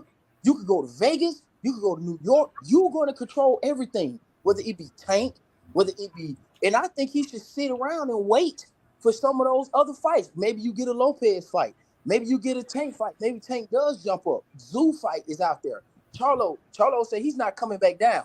So I don't know But I why. think Tim Zoo in Australia would be huge. I'm agreeing with you. Even if it's not in Australia, I think it's huge. It's the son of a legend. It's Crawford going up. It's a lot of plays on there. I don't understand. Janet Beck would be something kind of challenging and huge. So I don't understand why Crawford, in my opinion, wants to relinquish 100% guaranteed being an A side to everybody 130 to 160 to opt out of that to be a B side against Canelo. And you're not going to clean out 168. You're not fighting Benavidez. You're not fighting Plant, bro. You're not fighting Andrade. You're not fighting Big Charlo. Let's knock it off. So, and then Canelo got shit to do too. Like, so you're gonna cut in the line in front of Benavidez, Morel. Like, Crawford's not fighting Morel. So what are we doing? What are we? He's I not believe fighting. I believe that he could beat Canelo. That's something totally fair. I believe he could beat Canelo, but for what? I just don't. I just don't see why he relinquishing the A side, bro. 135 to 160. That just don't make sense to me. I get I feel it. you. That makes I sense feel too. that. I mean, that makes sense, but I'm gonna tell you that, and I agree with you. But I guess it's kind of like when it's like when you like, I don't know. I don't know why he feels like that. You know, nobody knows. So I got a question in that real quick, Sugar J, while you putting your question together. Go ahead. What? Okay. Which one do we feel like has the potential to make more money than that? Okay, a Canelo fight, biggest fight in boxing, is huge, but it's just one night. He's right. Absolutely. You know what I mean? It's just one night. Whereas, I can get that. I can get with that. you know Yep. what I There you mean? go. He got it. He got it. Because we've been talking about it. Go ahead. Yeah, Yeah. Yep. Canelo is He just can one do it. night. He can Like, do it. well, this is what I'm saying. That's what he's saying. Canelo is one night, and let's say just even ballpark, fuck it, you make 25 million guaranteed. Right.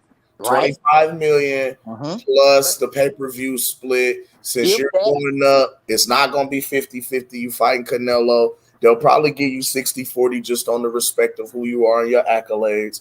So coming out fighting Canelo, you might fuck around and walk away with 50 million type shit. You know what I'm saying? Well, 40 ballpark. I disagree. Right. Now I like that. I Now like that. maybe Let me even throw more. this. No, let me throw this. Let me throw this in there. Mhm.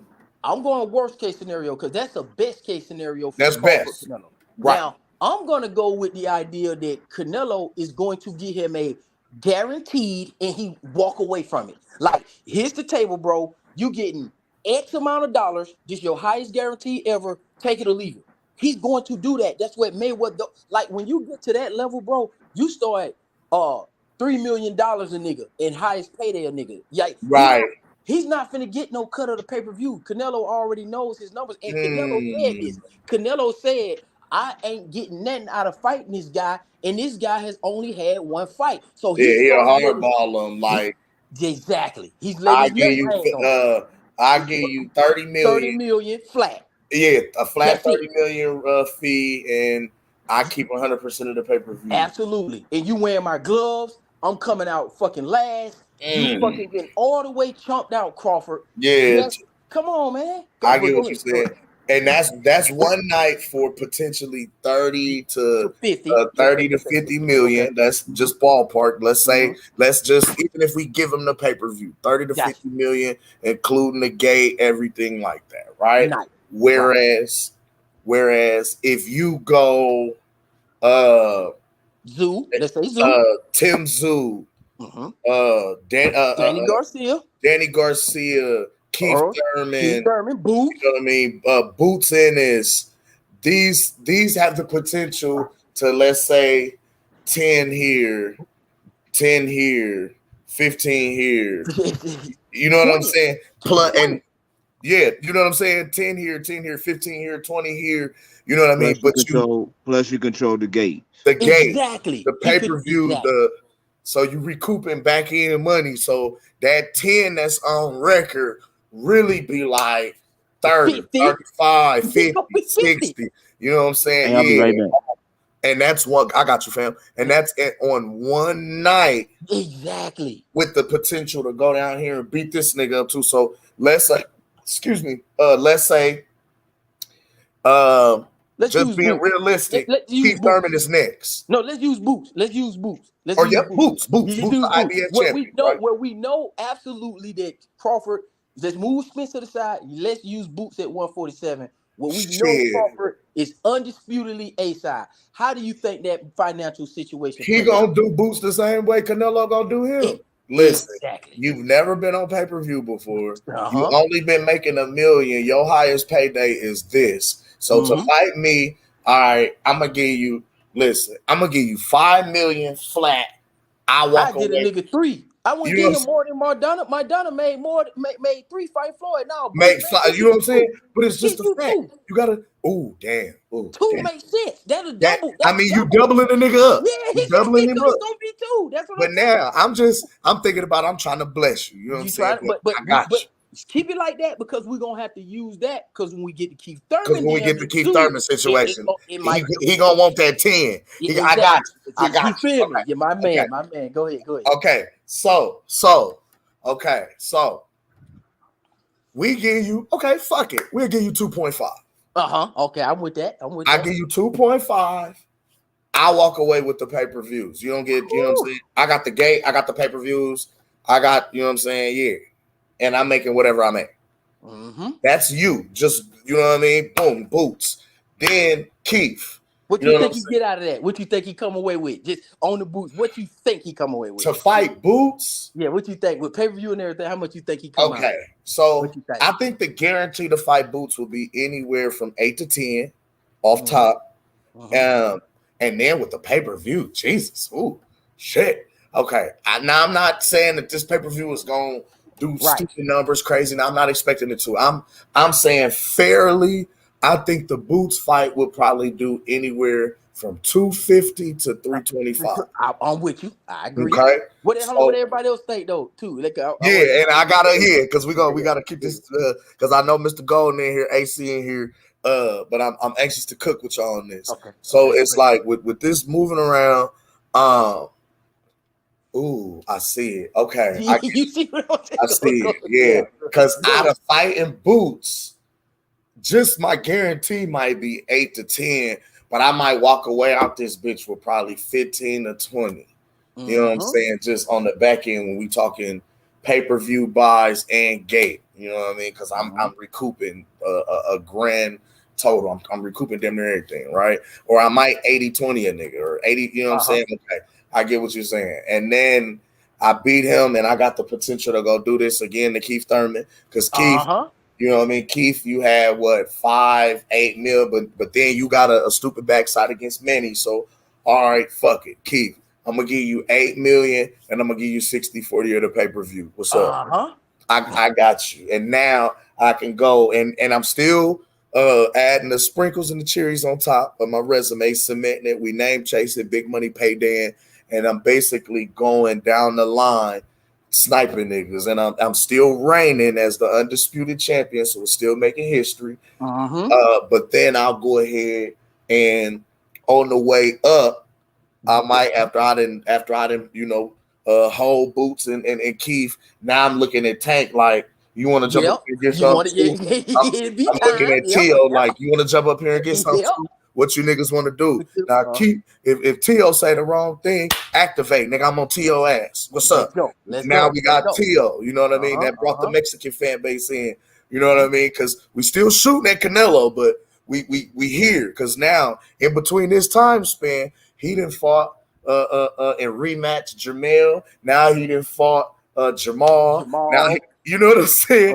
Now him and David Benavidez. This is all vying toward the Crawford Canelo fight, but it's going in different directions, different dynamics. You feel what I'm saying? But I get it because now I never really needed you. That one night with you, I made all this money. But if I go this way, I could potentially make all of what I was going to make in one night to fight you in one night over here as the man, and it with the potential to do it again and again and again. I got you. That's all I've been saying, my nigga.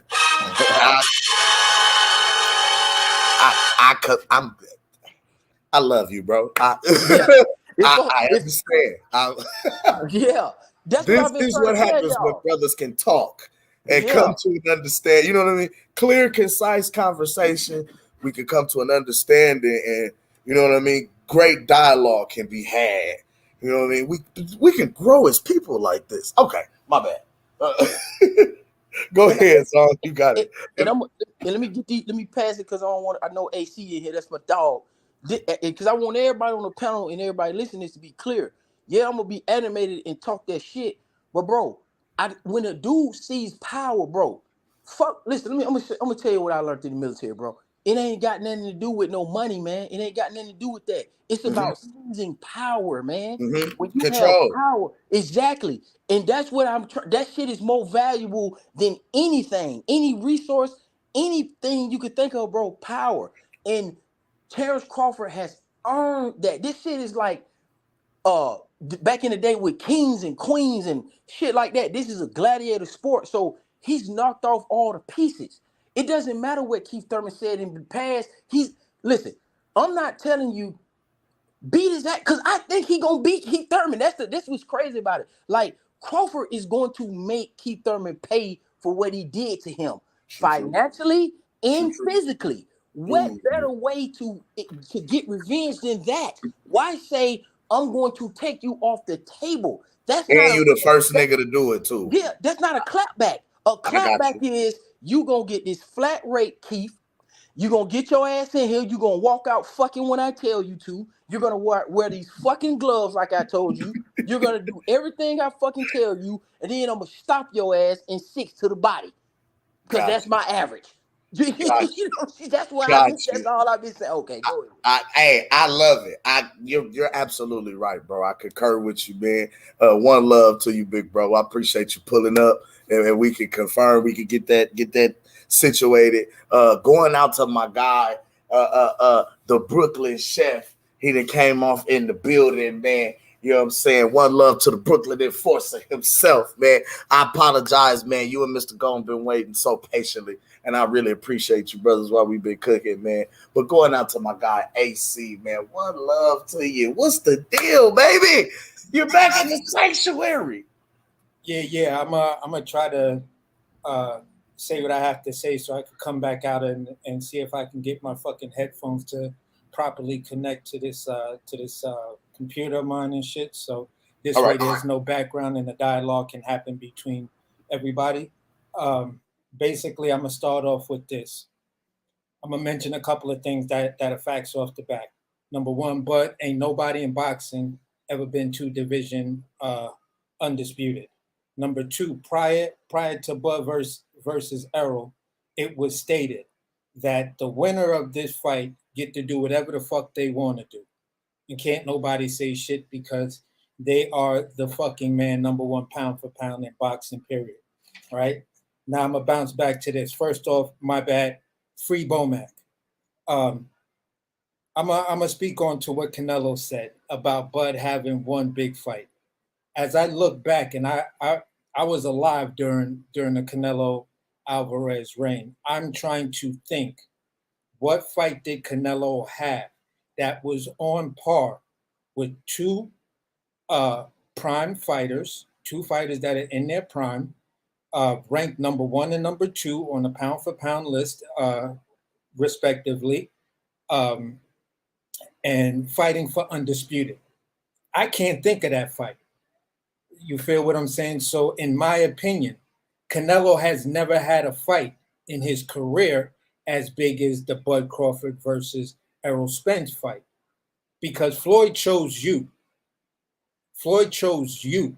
You didn't choose Floyd. The media and everybody wasn't constantly saying, when are we gonna see the Canelo Alvarez versus Floyd Mayweather fight? No, Floyd chose you. You were what, in your 20s, early 20s, 23 years old when you fought that man? Yeah. And Floyd was way past, not way past, he was pretty much at the same age as Bud right now. So neither one of y'all were in your prime. The fight wasn't for undisputed. Some people are, well, what about Triple G? Let's talk Triple G. Still wasn't on that level. So at the end of the day, Canelo, you have not had one fight that is on par or scale-wise the same as what Errol and Bud just went through. So I think you should shut that bullshit the fuck up. So outside of that, no one had a problem when Errol was talking about going up to 160 or 168 to fight Bud. PBC, as I remember, even tried to make that happen, but there was no pushback. Oh, Bud is too small. Errol is too small. And all of this other weird ass shit that I'm hearing that they're saying about Bud. So I'm at the point where I want to see Bud stop Canelo Alvarez, to shut everybody the fuck up like he did when they talked about Sean Porter, like he did when they talked about when they talked about Errol Spence. As far as Keith Thurman and Danny Garcia, as far as my memory serves me correct, Danny Garcia been running from Bud since 140 pounds. But for some reason, we're talking that the guy who's been running from you, who was in your sanctioning body, who was ranked number 2 on the list, never activated a fight, but somehow or another at 160, Danny Garcia is going to fight that man. I have to think realistically. I hear the wish list talk, but I also have to think realistically. Same thing with Keith Thurman and Jerron Boots Ennis. They haven't activated shit.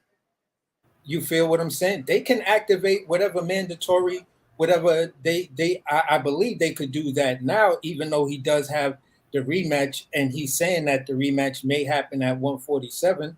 So But at they the could slide in. So they could put their bid in right now and have the decision to say right after the Errol fight, we're gonna tie you up and you're gonna fight either Keith Thurman or Jerron Boots Ennis. But neither one of them motherfuckers is actually filing any paperwork. They just running their mouth. So at the end of the day, I have to think to myself, if the fight is that important to these guys and everybody's talking Boots needs his shot, then Boots needs to file the same 3 petitions he filed for Errol Spence. And where's that same energy? Because I know for a fact, Bozy said, well, you got 21 days to make a decision. If this Bud fight don't happen, when the winner of this, it's yada, yada, yada. Bozy talked all kind of crazy shit. Yeah, I was just about to say that, AC.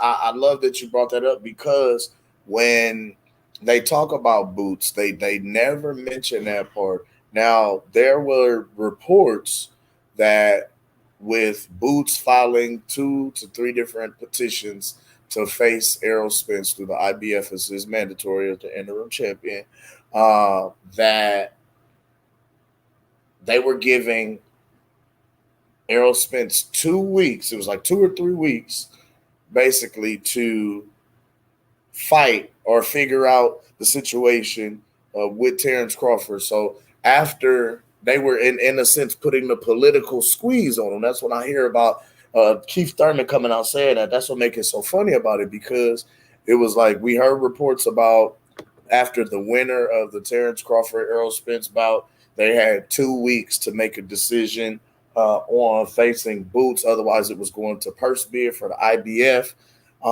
But it's been more than a month out, and neither Keith Thurman nor Boots, respectively, have attempted to even try and pull the trigger. They haven't enforced no mandatory paperwork, no nothing. They haven't even. I mean, now they came out saying they would fight, but they haven't done effectively what it would take to fight. You feel what I'm saying? Like to make this fight happen. Like all you got. Is that what you said? Yeah, so that's basically my point, where I get what Zone 6 is saying, but realistically, if I'm applying reality to the situation, I don't believe these fights are going to be made because these guys are not trying to get the fight. It's not like, you're actively trying to pursue Bud Crawford to force him to fight you. And that's where I have contention with a lot of the talk. Well, Bud is scared of this, and Keith Thurman exposed Bud Crawford, and some of these weird shit that I'm seeing across the board with the internet. Also, I'm gonna jump back to Errol versus Bud. The winner of that fight, as I understood it, gets to choose the weight class. For them, like it was stated here, for Bud to fight at 54, and then somehow or another they're fighting for a vacant belt at 154, then that to me is not a rematch. That's a whole nother fight. And I have to call it as I see it. A rematch is at that same weight.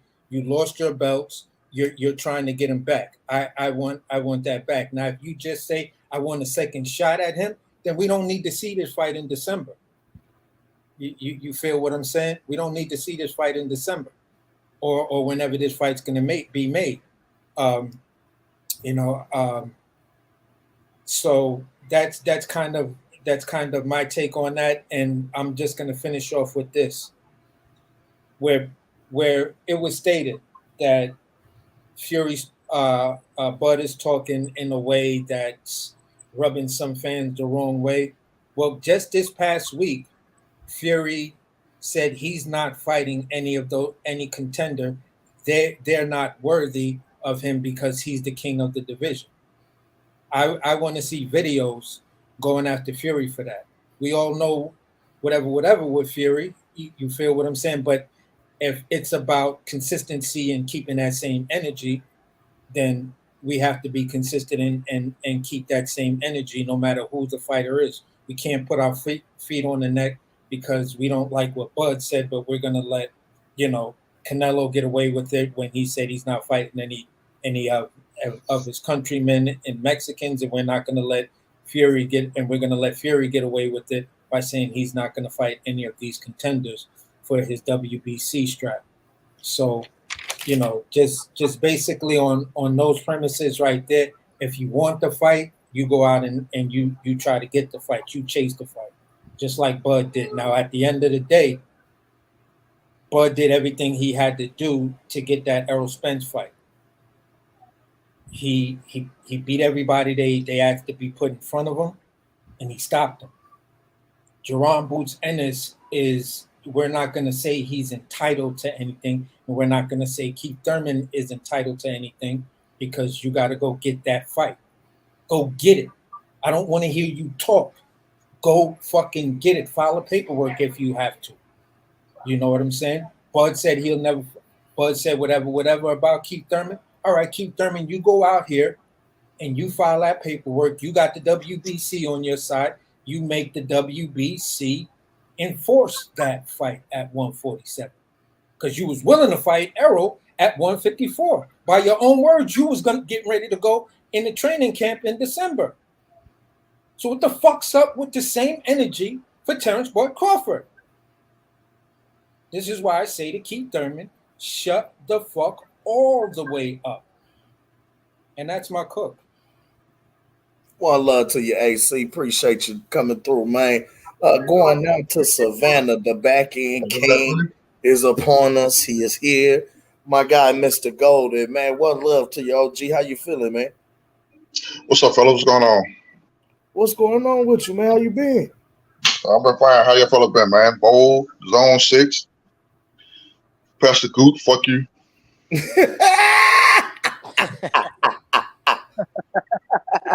Now it's normal. We back. We back to normal. All right. I got a couple of things I want to talk about right quick. Yeah, First of all, you and AC, y'all was wrong on one thing, and that's about Boots and Earl about the bandit. That was he had 120 days. That was after the fight between Earl and Keith Thurman. If that would have happened, yes, 120 days. Thank you. Right. Thank you. I say, Bud, that's what have been after his May fight. He's going to have 120 days to defend the title. Make a You're decision absolutely right. Okay. Now, I've been listening. I do my homework every now and then. And second of all, tell Bud quit ducking Earl at 154. Now, I knew you was coming with some bullshit, man. I got to come to bullshit now. I like the conversation that you and Zone 6 had. You know what I'm saying? I laid out some pretty good things, but I'm gonna get my last take on this here for a minute, okay? If y'all don't mind. That's all well and good, Bud going and do all that, fight all them different people. But why should I take the risk of getting injured? Fighting Keith Thurman, Boots, all of them. I can go to fight Canelo. Get what I want. What he really want is what? What do Bud really want? Somebody answer that.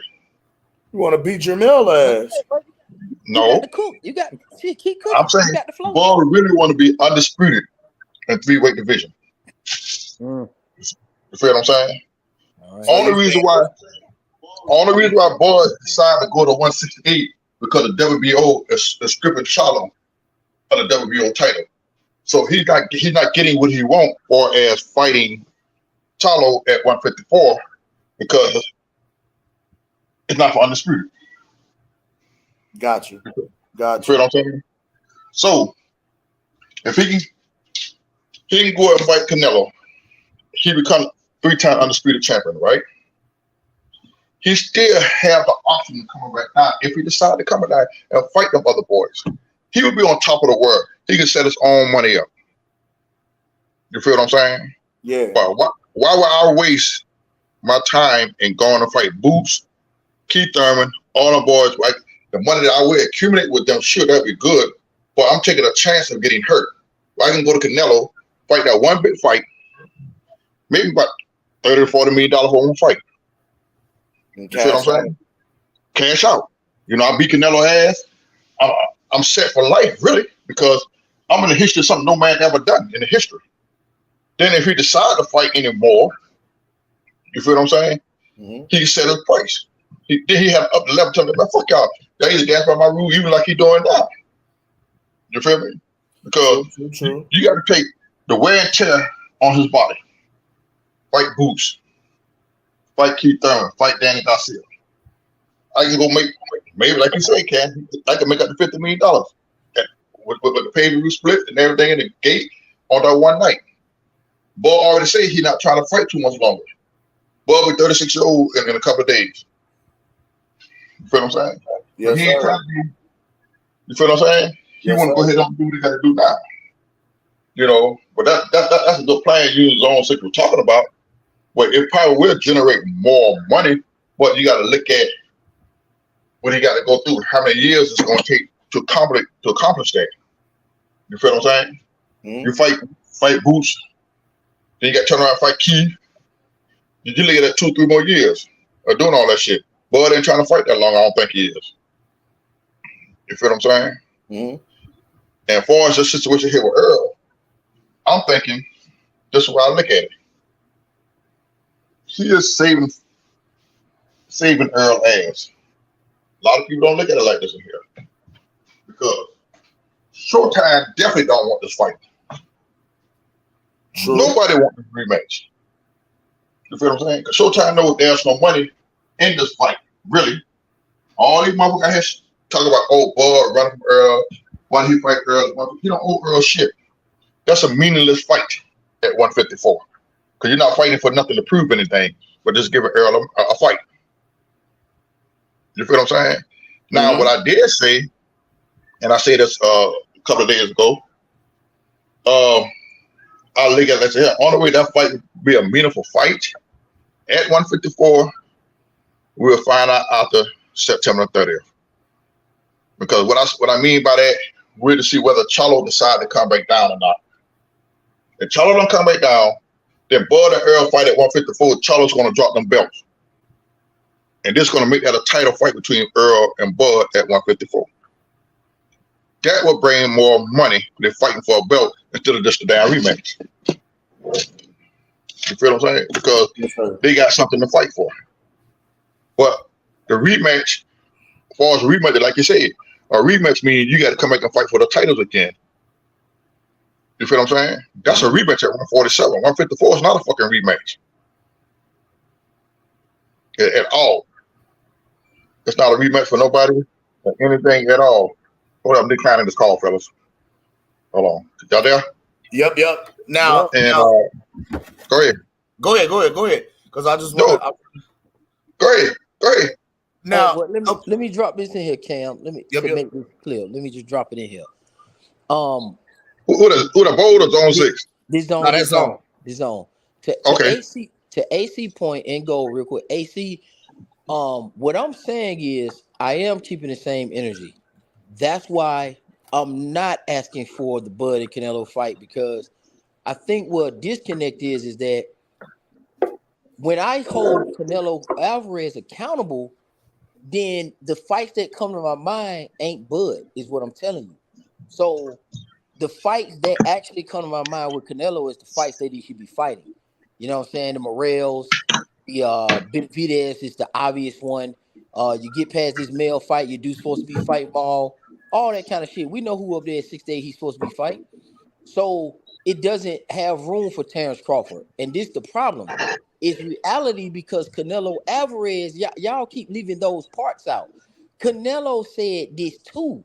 Like this ain't me and Gooch and Cam or me and Cam rather. We're not just making it up based on just what we imagining. We're building off what these fighters are saying and revising, okay, what we think. The man Canelo said, y'all heard it. Y'all heard the man Canelo say, I'm not finna fight Crawford. He's not worth anything. This dude only had one good fight. It's like I don't understand why y'all don't hear that part of it. That's why I'm telling you to get the fight with Canelo. Canelo telling nigga now, basically, now build yourself up. The same thing Floyd used to say to people, bro. Floyd But just that- say, hey, look, go build yourself up and Build come your back star later. power now, and then Yep. we'll do a super. But hold on, let's keep it a buck. Zone 6. Hold on, man. That, Zone 6. hold Zone on. 6. So Zone 6. Jamel Charlo has more star power at this point in his career. To say what you're saying means, according to Canelo Alvarez, Jamel Charlo has much more star power and selling ability than Terence Bud Crawford, and Jamel Charlo has never had. But that's not to he's say fighting, that, AC. He's That's not to fighting say that. Jamel Charlo, That's though. not That's what I'm not to saying. say that. Hold on. There you go. We gotta look at the timeline because I get where you're going, what you're saying with that, and that's definitely not the case at all. Absolutely. But at the time that we're looking at this, Bud is still tied up with Errol. And the entire boxing world is waiting for July 29th to happen. So when you bring in Canelo, as soon as you bring him in, his superstar, star power, everybody was reporting on that. Oh, Canelo signed the PBC. Are we going to get which fight are we going to get now? Oh, who we going to get? Oh, who he about to fight? Oh, are we going to get the Charlos? And it was like, are we going to get Big Charlo now? Are we going to get Andrade now? Oh my God. Are we going to get David Benavidez? And then little Charlo. Like little Charlo? Like, all right. All right.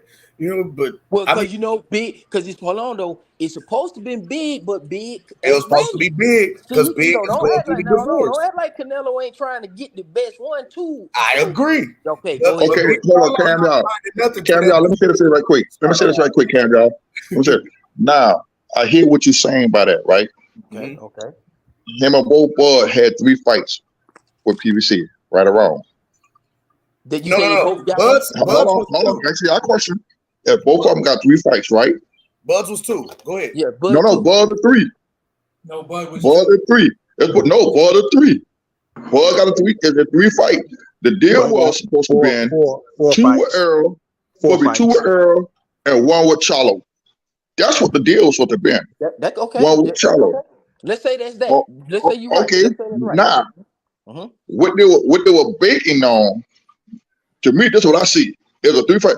Now, that's what I'm seeing is with that Canelo fight deal, this would have been Charlo, one of the Charlos, somebody else. And if Earl would have beat Bud, okay, Bill's gonna throw Earl in there as that 3rd fight for Canelo. Okay. Okay. Now, what happened was Bud went and upset every fucking thing. The whole entire contract. Because Earl's supposed to be Earl. I think it's the 2. No, I think it was the 2 Charlos and Benavidez, man. No, he's not gonna fight Benavidez. Hold on, listen, I'm trying to tell you that now. Relax, though. We don't know. Hold on. Just look. Let's let me finish make my point or something. Let me finish make my point or something right quick. Okay, go ahead. Okay.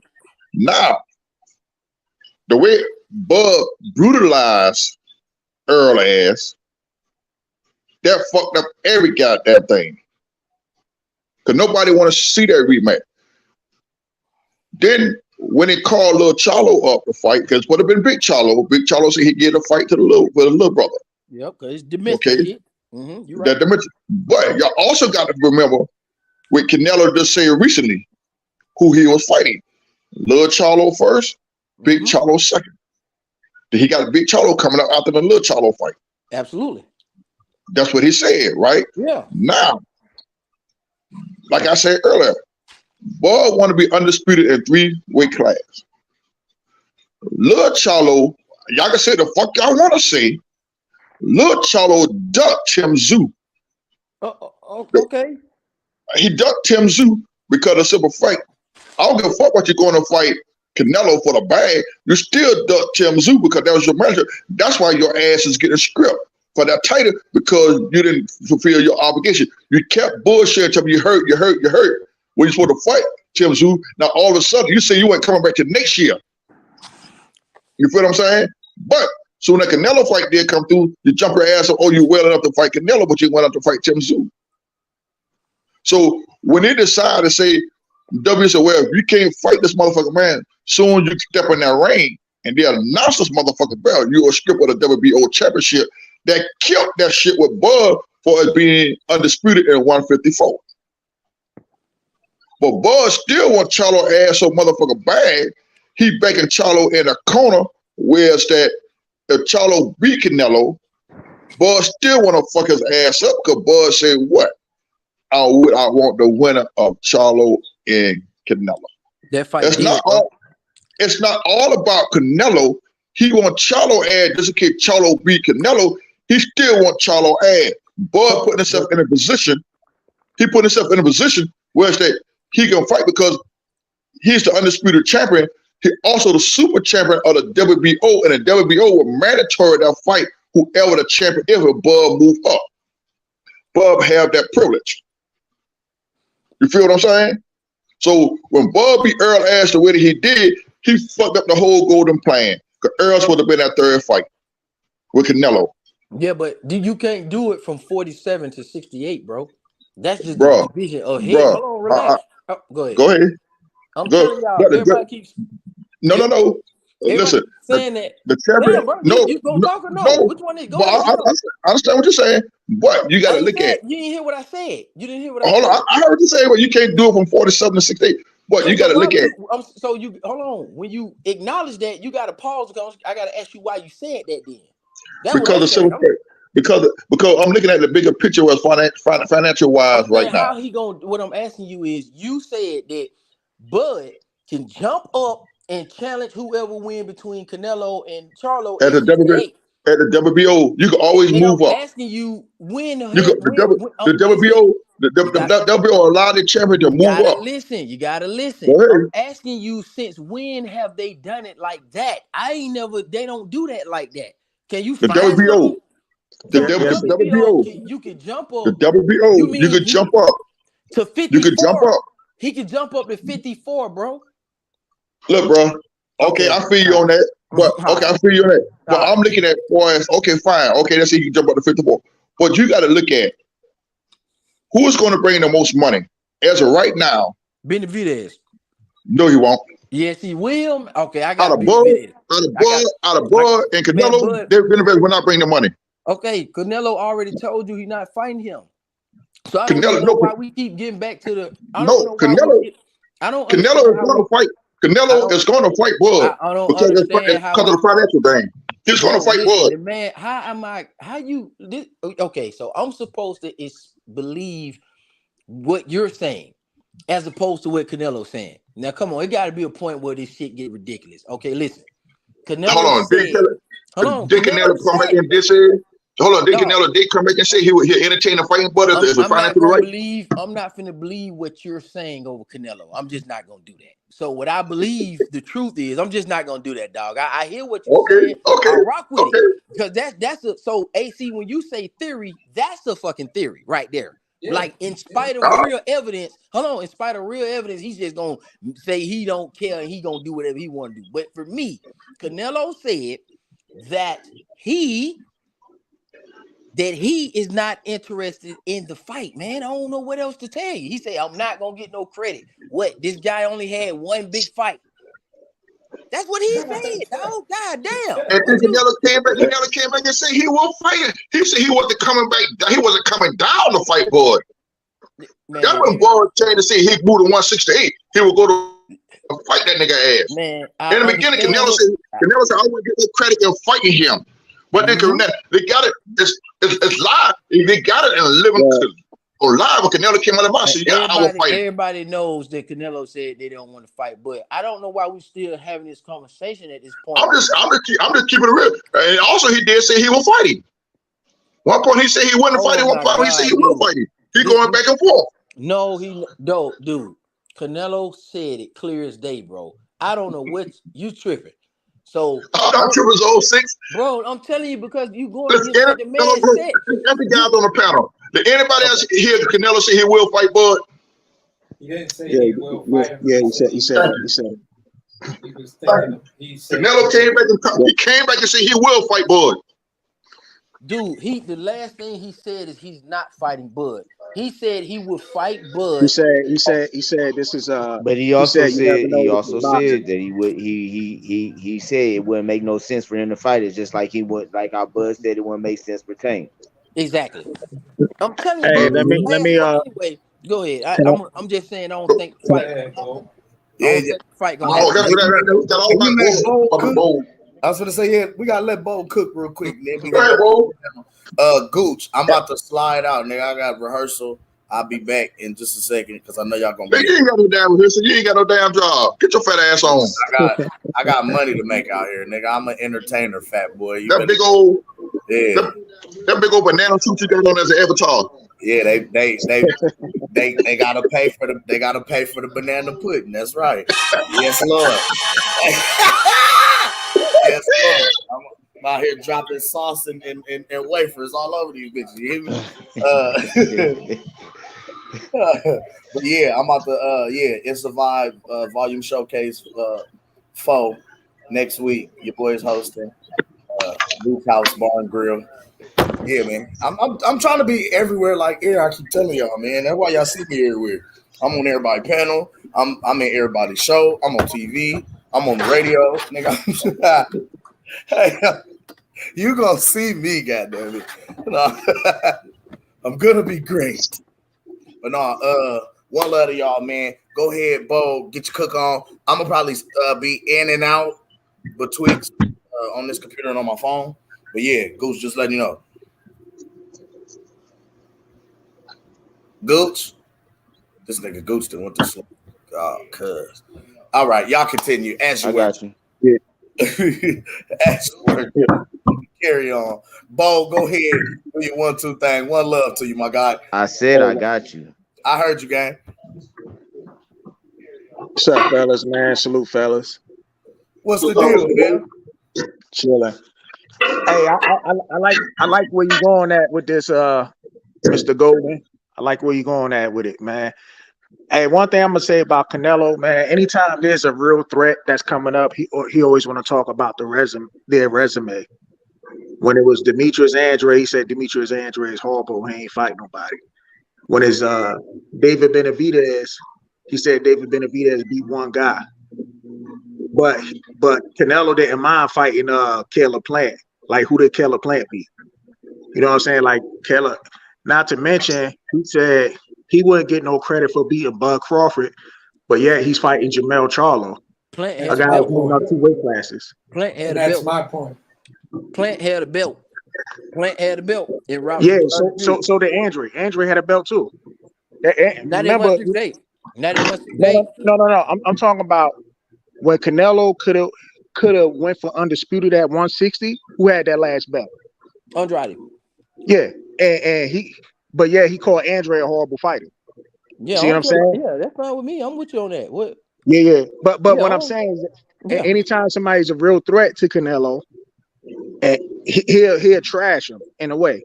Like he said, he ain't gonna get no credit for fighting or beating Terence Crawford. But yet, remember, he had a Canelo weight. Remember that people gave him credit for beating Amir Khan. That's because Amir Khan was a small guy. See, he's scared of Benavidez. To me, that's why he's talking about Crawford. If anything, see, I don't like the Crawford situation because it allows Canelo to run from Benavidez. That's my point. No. I'm saying, but he I agree. He's running for Benavidez because he trashed Benavidez's resume too. But he's also running for Terence Crawford because Terence Crawford is what he's hot right now. You know what I'm He ain't saying? running from Crawford. He ain't running from Crawford. He running from Benavidez. You don't think he's running for Crawford? He running from Benavidez. He running from Benavidez, bro. You can't justify Mel Charlo, who's never had a pay-per-view, and his undisputed fight wasn't even a pay-per-view, not one or two. So when I look at star power and I look at the hottest motherfucker in boxing today, that's Terence Bud Crawford. So for me, it's not David Benavidez. It's not Jamel Charlo. It's Terence Bud Crawford. So to say this man only had one big fight when you ain't had no big fights in your entire fucking career, listen, bro, you ducking the shit out of Terence Bud Crawford to backdoor duck the shit out of David Benavidez. That's just how I see it. It's a double duck. Yeah, man, Canelo ducked a lot of people, and this is what makes him mad is because the media and you know the people and also people with the money, they're gonna protect Canelo just because of his star power. Like Canelo brings in a lot of money, so when it's a real threat, they're gonna protect his ass. You know what I'm saying? Like you said, Benavidez, yeah, he is ducking Benavidez. Yeah, because y'all keep giving this nigga outs. Y'all keep giving this nigga outs. Y'all be saying I'm not giving him an out at all. I just said he's ducking Benavidez. Yeah, that's what I'm saying, and it ain't got nothing to do with Crawford. He not fighting Crawford, and Crawford not with that. I guarantee you, if Crawford went and crashed the party, Canelo still won't fight him. And I'm telling you, a real threat. Like the business of boxing is what gets on my nerves because they know who's the real threat. Like, look how they try to blackball Terence Crawford. They knew Terence Crawford was the real deal before fighting Errol Spence. They knew that. That's why they try to say he ain't fighting nobody. Like, what is his pay-per-view sales? That's what they do. Pay-per-view sales, and who did he fight? You could do that when you promote and try to protect your other fighter. You know what I'm saying? We knew better than that, though. We knew that wasn't true. We knew better than that. Yeah, we knew better than that. But who spend the money? The casual fans. They don't know any better. So do you think this fight? Okay. So how many pay-per-views do you think this fight gonna sell with Mel? It's gonna sell because it's Canelo. He's gonna bring in numbers anyway. I don't think it's gonna do that. I don't think the fight's gonna do that well because I don't think a lot of people is like really, really, really interested. Now the bigger fight between Mel and Benavidez, in my opinion, is Benavidez. But hold on. How much pay-per-view sales did Canelo did with Caleb Plant? Mm-hmm. He almost did $1 million. I think he did about 800,000. Okay.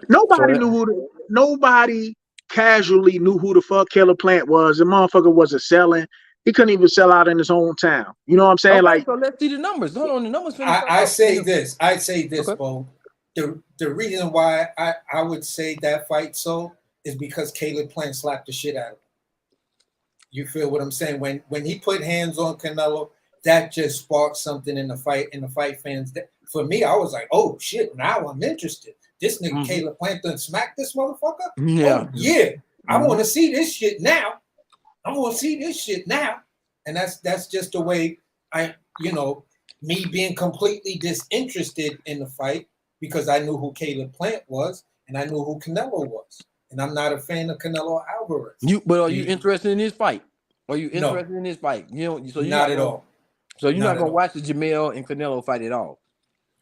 I may go to one of my weird websites and watch it at 1-2 o'clock in the morning, but will I put money in both these niggas' pockets to watch this fight? Not at all.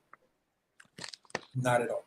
I'd rather see it on YouTube for the highlights or whatever on YouTube for free because this is not the fight that I believe a fan of Jamel Charlo really wants to see, and it's definitely not the fight that a real fan of Canelo Alvarez wants to see.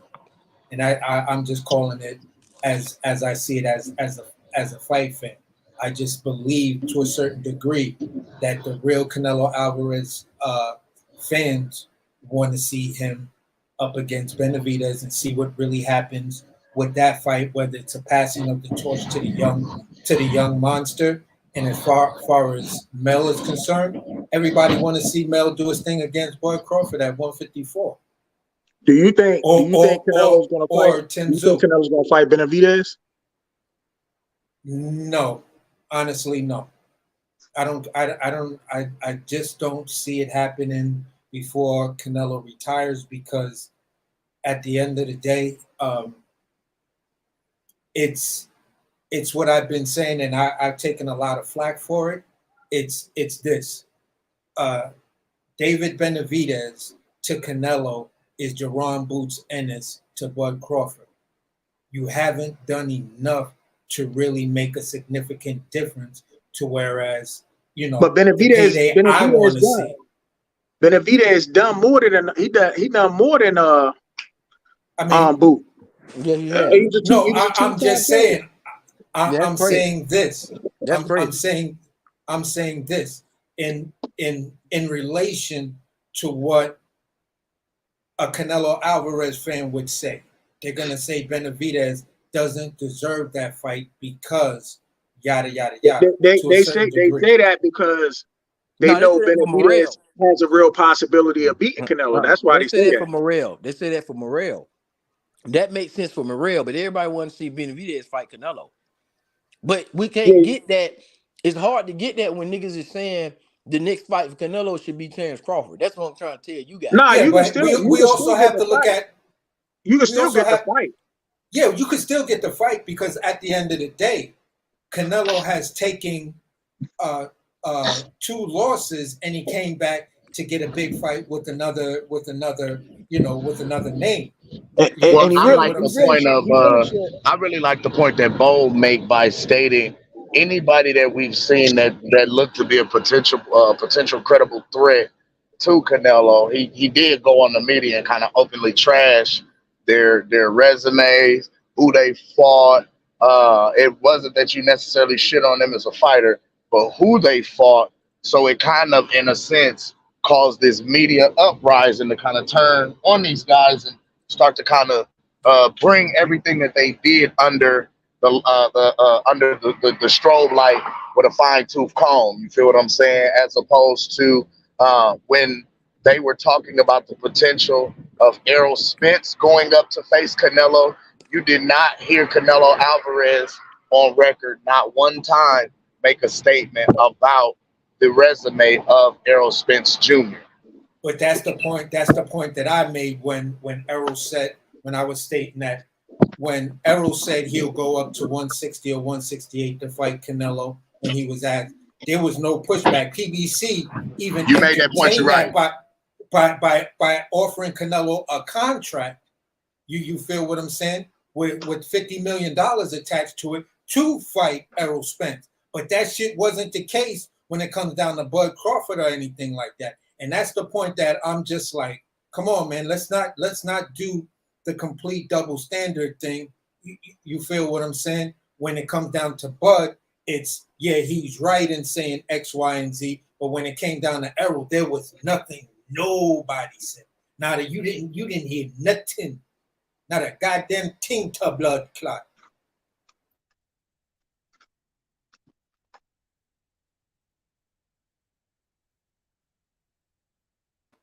We there? Yeah. Yeah, okay. So I didn't know if you was done or not. No, I was done. I was done when I said it like that.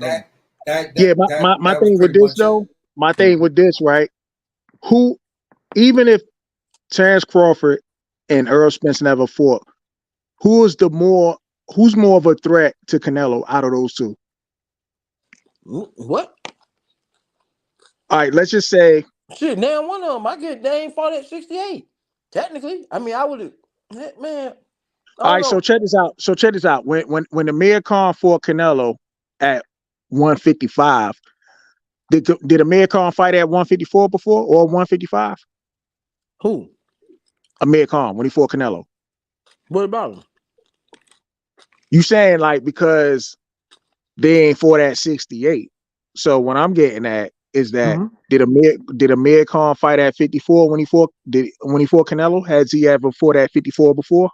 No, that's why he got knocked the fuck out, KO of the year. Well, Yeah, That's because that's why you don't do it. That's but check this out. yeah. No. That's because Amir Khan chin ain't held up, but he was No. piecing he You was didn't. piecing Canelo up. No. He Hold was on. piecing Canelo up You though. hold on. If He you knew wasn't we piecing were gonna Canelo up. hold on. If you All right, knew go we ahead. were gonna arrive back at the fact that Amir Khan reasoning for him getting knocked out is Canelo's because Amir Khan don't have a chin, you shouldn't even made that example, bro. That my point is that's why we caution against fighters jumping up weight classes without getting their feet wet. So my suggestion has been this: it's a twofold situation.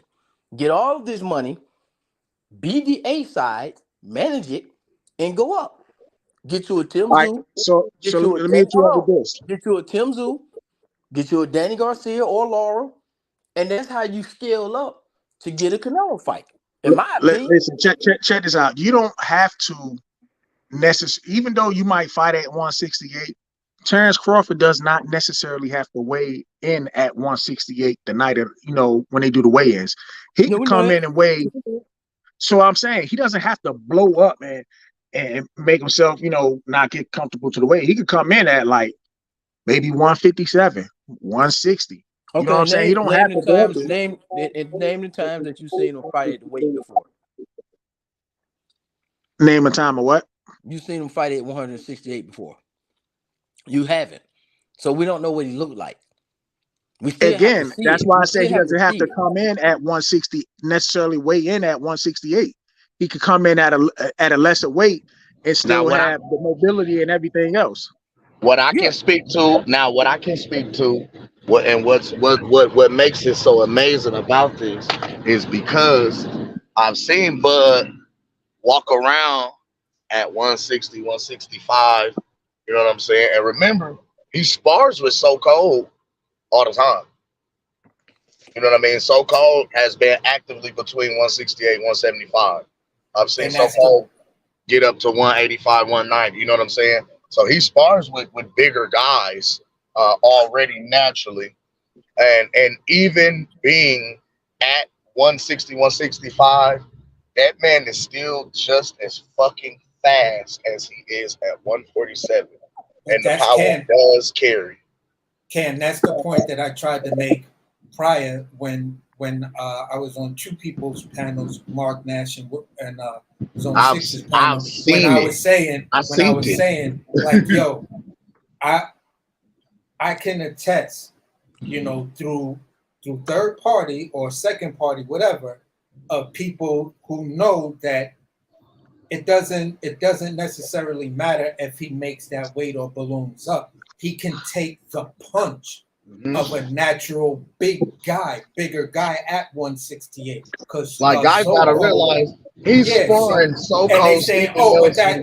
that sparring is different. And I was saying, the sparring aspect doesn't matter. It matters, can you take the fucking shot? And I ain't Because gonna sparring lie. will get heated and it will get competitive at times in certain rounds. Yes. You still got to be able to take that punch with that weight thrown behind it and that snap thrown behind it.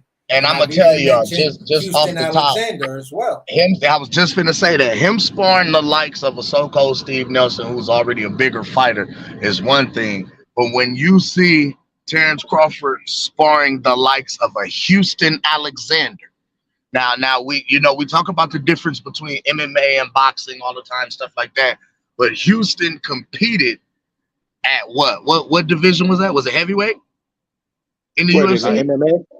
No, he was It was light. light He heavy. was It was light light heavy. heavyweight. It was light heavy, not heavy. It Well, was light heavy. technically He it's was heavyweight. heavy. It's heavyweight in boxing. It's heavyweight in No, I was he boxing. about to was say light he heavy was in boxing is heavyweight when heavyweight. he was Yeah. with the he was heavyweight when he was with the W whatever that was, the same one that Josh Koss not Koscheck some fighters came from that wound up shutting down. He was heavyweight there, and then when he got into the UFC, he went down to light heavyweight. Light heavy. And even at light heavy, he's still considered a heavyweight in boxing. But it was like when you're sparring a guy the likes of a Houston Alexander, first of all, a sparring match with Houston Alexander is a fucking fight.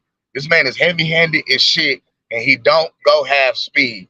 His half speed is still like taking a fucking full-fledged punch. You feel what I'm saying? So like When you're sparring the likes of an opponent like that, who's that much bigger and giving them good work, I don't see.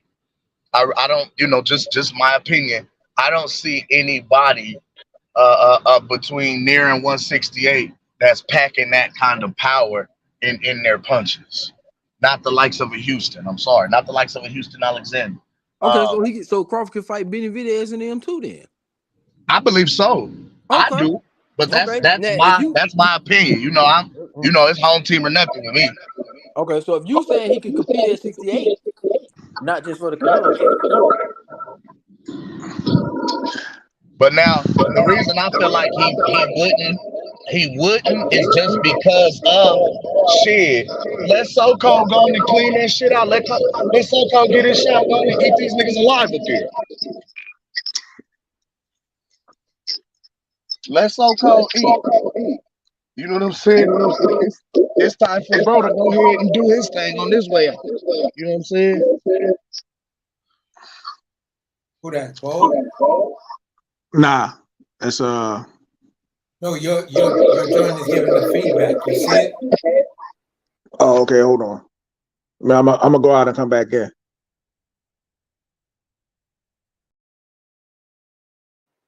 No, I get what you're saying, Cam, and that's the thing that I've been trying to explain a lot is the fact that yes, Bud Crawford would be moving up 2-3 weight classes and stuff like that, but according to Terence Bud Crawford and Bo Mack himself, that weight class is his walking around weight, and we've seen Bud manhandle a collegiate level wrestler at that walk around weight. So it ain't like he's slow. It ain't like he's weak. It ain't like none of that shit that's trying to be said about the man. Because in my opinion, from what I've seen on the videos that's been dropped and showing his strength and everything at his walk around weight, you feel what I'm saying? I have no doubts that the majority of the 168-pound division, he not gonna hand him an ass whooping because it's a lot of dudes that are not really about that life and about that work. You know what I'm saying? And it's a lot of motherfuckers up there that are really green because at the end of the day, ain't none of them guys really dropping them heavy petitions to really go after Canelo. They just sitting around complaining, oh, Canelo's holding up the division. I just want my shot, sounding like Boots Ennis and the rest of these dudes. Nah, you know how the boxing business is, right? They could drop petition all day long. If they ain't gonna let him fight him, they ain't gonna let him fight him. They protect Canelo. I mean, hence the reason why David Benavidez still hasn't got that fight with Canelo yet. Not only that, the way they move Bud, you think Bo might will allow him to go up to 168 and they don't think Bud can handle that situation? We got to look at that. Bud is a smart young man. Bud ain't gonna just go there just for the money. Right. And then be worse that he can hurt himself, get himself hurt. So it has to be something up there. They have to feel like he can handle the situation because Bud ain't gonna just go out there and fight Canelo, not for no money. Man, I got Benavidez by stoppage, man. Stoppage who? That's what I got. Easy work. Man, Benavidez gonna stop the shit out of to Crawford. me. No, Benavidez, he got to get. I'll be surprised they got that Andre beat Benavidez. Yeah, I'm gonna be honest with you. I think Andre is gonna beat Benavidez, in my personal opinion. My personal opinion about that fight. I like Benavidez. I just think Andre gonna expose him. I look at it like this. I think everybody on this panel know Andrade. Andrade gonna get stopped. I don't see that. I don't know because to me it's a 50-50 fight. It's gonna look like what y'all thought the Errol Spence fight. It's gonna look like what they thought the Errol Spence fight was gonna look like. They thought Errol Spence was gonna go in there and mold. Hey, I put it like this: after Andre beats Benavidez, just like that. After Andre beat Benavidez, there's gonna be some more conspiracy theories coming out. I'm gonna say this. I'm a huge Benavidez fan, right? But I see, because Benavidez is still very young. He's not even 28 years old. He makes mistakes that a veteran, slick boxer like Andrade could expose. My biggest contention of why I would choose Benavidez to win that fight is because of Andrade's inactivity, ring rust. So that's the only. He fought this year. He fought this year. He fought this year. All right, Yeah. then I'm still I'm gonna say this. If he had a fight this year, then it drops back down to me being a 50-50 fight, to whereas I still believe that, you know, Andrade's slick experience and shit like that will frustrate and make Benavidez shell the fuck up. You feel what I'm saying? Because he's not gonna want to get countered like that, the way Andrade has that ability.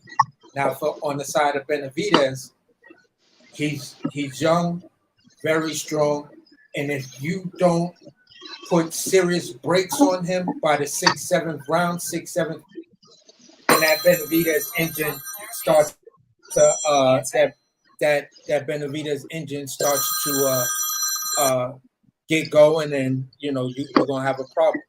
Let me take this call. Well, see, you got to look at Billy Benavidez is a straightforward fighter. He don't have no head movement. He don't have none of that. And he's a flat-footed fighter. He ain't got a foot movement when he fight. He keep one type of fighter that comes straight forward. Anybody with a counter punching, they're gonna give him problems. Or stay on the outside, keep a jab on and counter punching, gonna give him problems. Look at it now. And Andre set traps too. That's one boxer that actually set traps. And see, Andrew is very awkward. He's a very awkward fighter, man. that part. That's what I was trying to say. And Andre, Boo Boo, he fights real awkward. I see.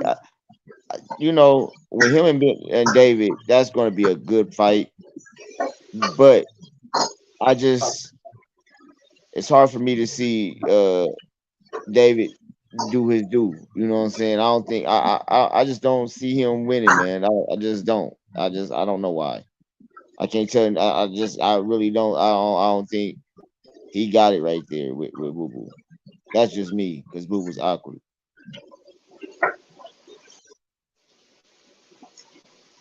Yeah, the only shot I see David Benavidez having if Andre gets tired and David Benavidez keep applying pressure. That's really the only way I can see Benavidez really winning the fight. Other than that, I just think Andre is going to expose Benavidez. And like I said, I'm a big fan of Benavidez, but he like you said, he's a flat-footed fighter. He just come forward. He has great pressure, but he's flat-footed. And see, that's the same thing they said about Earl. That he gonna apply the pressure on boy, come flat footed. But a fighter like that, if you're not a set trap and you're not a counter real good, you're gonna take that away from him. That's what Bud did to Earl at. He exploit that shit. He don't have a head movement, and he's a straight foot. He took it away from him. That's the same thing he'll do with goddamn David Benavidez. You know, I mean, I'm gonna take that away from the monster. I like him, but he got flaws. You know, the last fight to me, he had to do some dig down to come in the last fight, man. First one, man, he did a pretty decent fight, but he wore him down. Like you say, boy, he keep coming forward. He press a fight, he wear you down. And see, that's the thing. Can Boo Boo, you know what I'm saying, withstand that? See, that's Boo Boo got. Boo Boo can't get in a standstill fight with him. Just stand up there and let him mold him down. He had to have good stamina, be able to stick and move. Don't sit there and try to just let him pull you down. You got what Benavidez do. Right. That's all they do. He will walk you down. He will come in and apply pressure on you. You take that away from him, you're done. Sugar J. Oh, he must be busy. So what Gooch at? Was Gooch gone? This is Gooch. Hey, Goose. You might have quiet on the nigga. Oh shit! I was listening. I'm letting y'all cook, man. I'm loving all this shit. But that was me cooking just now, though. About Boo Boo. I mean, Y'all cook some spaghetti. damn. You know my fat ass always in the kitchen. Always in the kitchen. Always in the kitchen. Hey, so now, let me ask you this. So now, if this is an if for me, so if Jamel moves up, he stays at 168. Who do y'all see him fighting? Nobody. Yeah, I don't think he fighting none of those guys either. He ain't fighting nobody. Maybe a fight. I'll put it this. I think he'll come. He won't go back to 54. I think he'll drop down to 160. Maybe he'll 168 would be too much for him. Maybe he'll fight Android. I doubt if he do that. It's a possibility. I mean, there's history there though. Now I do know, and I understand that they said they'll never fight each other. But the way sometimes I be feeling, man, they be wanting to fight each other. So I mean, I don't know, man. I don't know. Maul, man, that'll be a good one between them two with me, man. I will. That's one, as they say, fantasy fights. That's one I would love to see is Maul against Mill. What's that? Brother versus brother? Maul against Mill. Yo, to be honest, I think Maul has more skills than Mel. Huh? I think Maul has more skills than Mel. Like I know a lot of people say, they like Mel attitude, his bravery and all that other shit. But I just think Jamal is a more polished fighter than Jamel. That part. I mean, I don't know, man. That just to me, like I said, that'll be a fantasy, and I know that would because I know that never happened.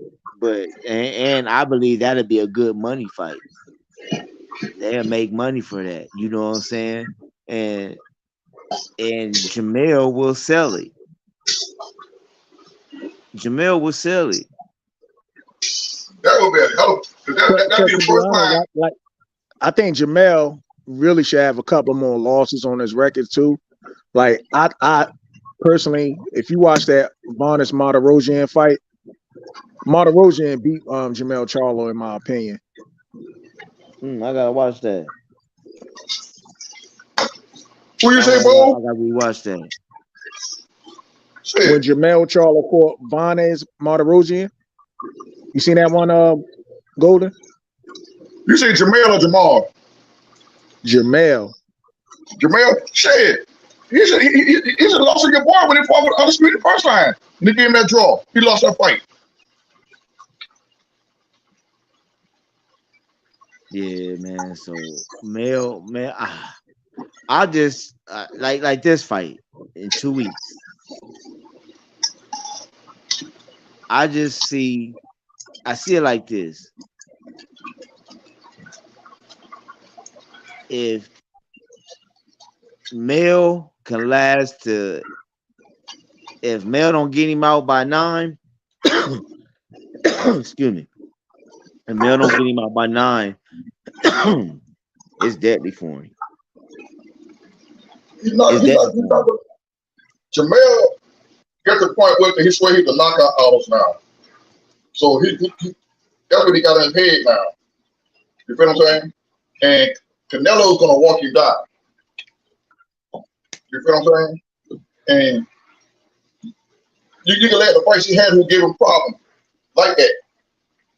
Tony Harris was beating the second fight. Tony Harris got cocky with the plane.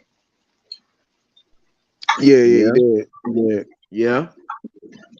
You outbox Jamel, you outbox him. And and if you fight Bud, that's what Bud would do to him. Oh, hands down. Huh? I said hands down. Hands down, that's what Bud would do to him. Well, I watch him all day.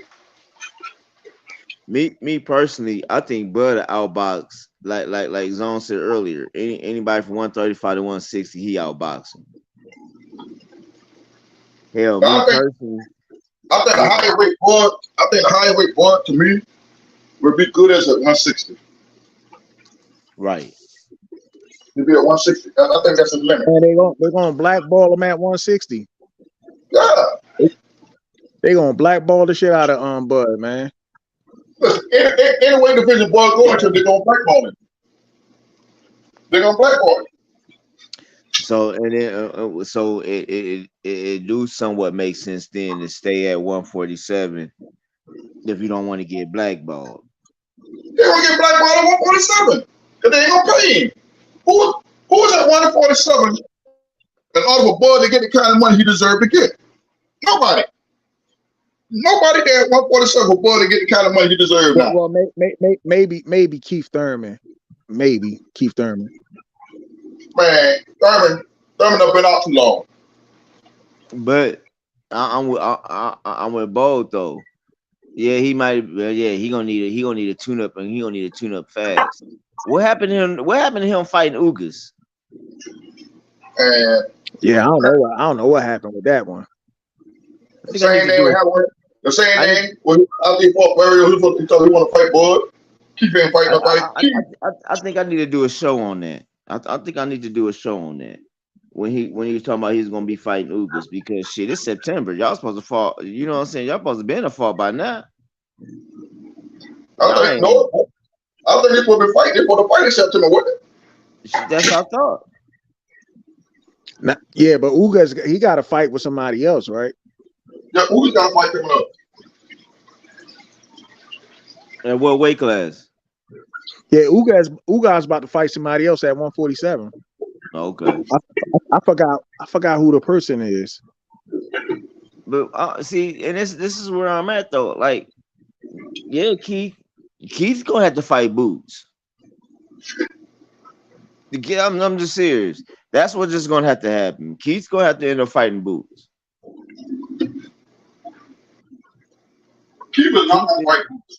Keith is gonna have to end up fighting Boots. Keith just called out Boots like not too long ago. You know, and that before, because let's make this shit make sense now. Keith call out Boots, then we can see some shit. But now, if word is what they saying in the boxing street is true, Teofimo's coming up. Hey. Yeah, he wanna come up and I don't even know how he got approved to be a super champ. Like for one, he just won the belt, but then they're gonna automatically approve him to be the super champ. Like I don't understand that one. Well, didn't he? Damn, I ain't got my computer. Okay, who was just undisputed at 140? That was Teofimo, wasn't it? No, Josh, but remember he vacated like 3 of those belts. Oh, okay. That's what I'm thinking of. I'll be getting him. Okay. But yeah, see, I'm like you that when Teofimo. I mean, but shit, throw him in there. He got to fight Boots or Keith. He got to fight. I think he'll get. He wants to come up. He wants to come up and challenge Terence Crawford. Right. But that's what I'm saying. Fight Boots or Keith. That's what I'm saying. Instead of trying to, you know what I'm saying? I don't know, man. It kills me because now everybody. I felt what Crawford said in this tweet. Now everybody want to come and make that. You know what I'm saying? I feel that people say it's a duck move, but I also feel that what he's saying, shit. Now y'all want to come and get some money. Shit, y'all could have been activated some shit to fight me. But now that I'm showing motherfuckers how to make this money, now y'all want to get on the bandwagon. That's how I see it. That's because they try to blackball the man. You know, like what Terence Crawford did is basically what Marvin Hagler did. You know what I'm saying? Motherfucker went through the grind, had to listen to all this bullshit ass criticism and whatnot, and then when they like, oh shit, this motherfucker is the man. Now everybody want to come fight him and shit. Right. You know, and like I said, we all knew that nobody wanted to fight Bud. So you got to look at Bud right now is the cash cow of the low division, of the welterweight division. They're like Canelo, the cash cow of everything. Now everybody want to make a name off of Bud now. You know, all before Bud fought Earl and beat Earl ass, that boy wasn't trying to fight Bud. Now they look at that Bud boy's money wise. Even at top rank, Bud was the man. Bud was the man then. That's why everybody demands so much money to fight him. That's because you know what it is, man. Real recognize real. They knew Bud was the real deal, but because he ain't had that marketing, they try to shit on him. Right. And y'all know, man, it's crazy how shit is now. But the marketing game plan for Bud right now is so is about to be that. You know what I'm saying? Because what they couldn't do, it's a team that's ready to do it for him. So man, I'm happy to see what's about to happen for him because he needs this push. The other thing is when it comes to like this rematch. When it comes to this rematch, I understand when people say Showtime don't want it because it don't make dollars. It really don't make no sense because for real, how he beat the fuck out of Errol Spence. But what I see in my opinion is with this man having all the belts and Errol Spence saying he wanted to be undisputed. Shit, let's go. Yeah, to be honest, I think this rematch it should make sense to Showtime because they allow Tank to fight mediocre fighters and shit and generate as much money as they want. You know what I'm saying? Whereas if Crawford, once they fight again, Crawford beat that ass again, they could eliminate all the excuses, especially if the fight happens at 154. These people could stop saying this motherfucker look different. They could stop talking about neurological damage. They could stop talking about he was weight drained and all the other stuff. All this Bud got to do go smash his ass again and just keep proving the doubters wrong and shit. Hey, bro, if Bud beat the shit out of Earl at 154, the nail is going to be Earl should have never came back and forth. Nah, but I'm saying they all now. Nah, but you know what? I was looking at the magazine. You know what I'm saying? I mean the website. Now somebody came out, wrote an article, and basically going at the media. They like, and he titled it. He said, "Cry babies." He's like, y'all made up all these excuses about fucking Errol Spence, and y'all just don't like the fact that he lost. And he even put in there. He said in the first round, up to the second round before he got knocked down, he said Errol Spence was looking real good up to the second round, and even came out looking good a little bit in the third round. But all of a sudden, once he got destroyed, all of a sudden, all the excuses came out. He wasn't the same Earl. That wasn't Earl. Everybody knew Earl wasn't no fucking weight drain. He used that shit as an excuse. This man ever said Earl got his ass fucking kicked. If Earl would have went in there and beat Bud, and Bud would exercise his right foot, come at the motherfucker, he want to fight him at 150, at 147. Earl would have made him go to 154. Earl would have been calling the shot. Nobody wouldn't have been complaining about shit. We would have rolled with it, let that man get his get back, boy, moving up to 154 to fight. But at the end of the day, it still wouldn't be for no fucking title. What Earl's gonna do? Drop the belt at 147? Hell no. Earl would have kept his ass at 147 and fought again. I'm telling you. He would defend the titles at 147. He'd have found somebody who's gonna stand in front of his ass and beat the shit out of him. That's what was gonna happen. Yeah, and that's why I always kind of thought Errol Spence was a manufactured champion. I mean, don't get me wrong, he's good, but I think they like he was trying to say Top Rank had the best matchmaking in boxing. Like, nah, PBC gave him a favorable matchups and shit. And then they didn't want to give him that fight with Terence Crawford because they knew Terence Crawford was going to expose that dude. But credit to Errol Spence, he said he gonna do it. He was gonna do the fight. But if Errol Spence didn't want to fight Terence Crawford, that fight would never happen. Mm-hmm. When the Floyd came out and said, Floyd said we never want the fight to happen. Floyd said, I never want them two to fight. That's why I tell everybody, Joker think I'm bullshitting. When I tell everybody, the man that went to the bank that made the most money was Floyd. Because Floyd better on Bud. He just didn't say shit. I guarantee you he bet all that money on Bud. I bet you he did too. I guarantee you. But he just didn't brag about it. You know, at 154, let's say they fight at 154. Mm-hmm. Give him the benefit of the doubt. Let's say we see this. What is it that y'all gonna do within these next 3 months? Nothing. To make it different. Listen, Earl is not even in the gym training to fight at 154. He starts training. He can start training on the 28th or 29th of September. Okay, but guess what? That's when his name is. Hey, Coach, guess what? He still could have been doing something to cut that weight, eating properly. See, I've been in the YouTube streets. He back looking fat. Man, come on, man. This show clip, that nigga blow it up like a motherfucker, man. Get the fuck out of here. Earl looked to be about 180. The clips I seen of Earl looked to be about 180.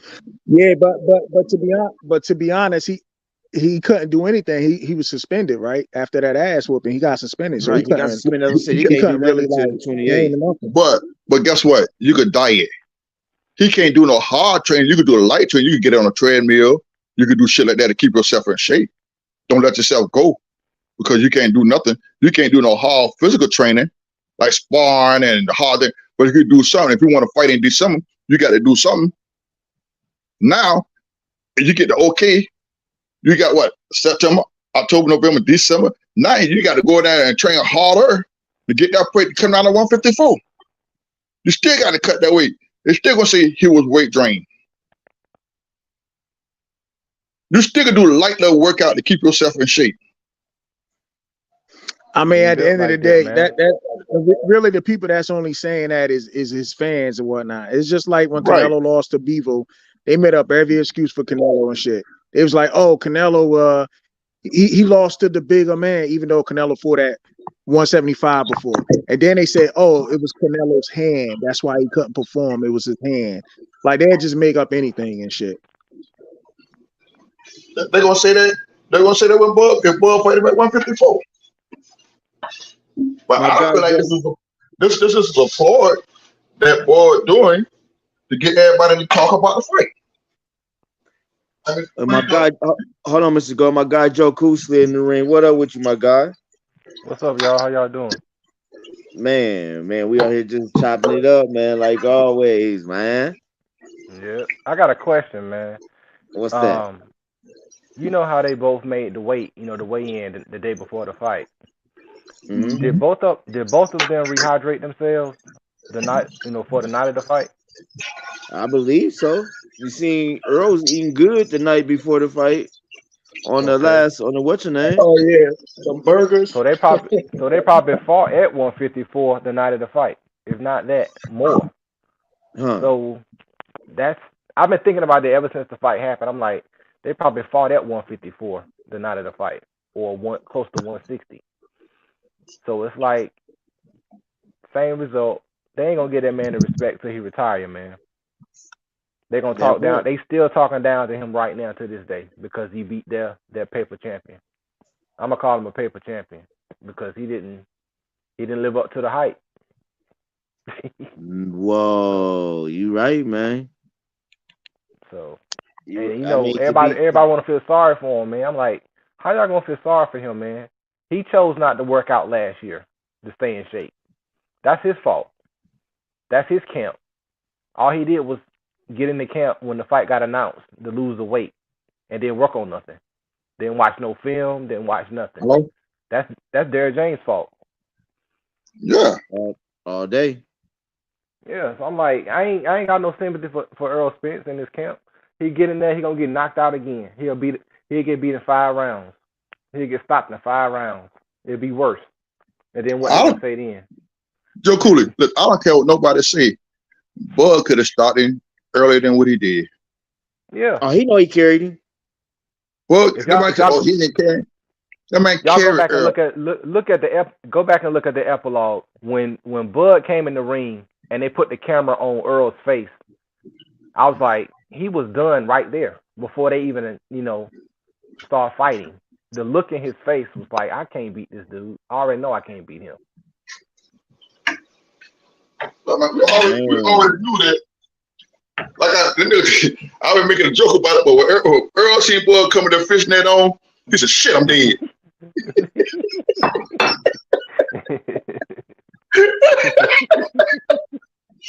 When Bud carried that motherfucker fishnet right that motherfucker, he said, "Some big old fishing for real." Hey, and it's funny though how they said he just looked off. I'm like, what do you expect? The man ain't disciplined like that. He ain't built like that. Well, you know what's so crazy, right? They never said that after round one. Once round one ended, they was like, "Oh yeah, we got that round. We got that round." All of a sudden, Earl, after that round, and Bud poured it on him. All of a sudden, now he looked different. If you look at Earl's facial expression, when Bud hit with that combination and dropped Earl was like, "Fuck! What the fuck happened?"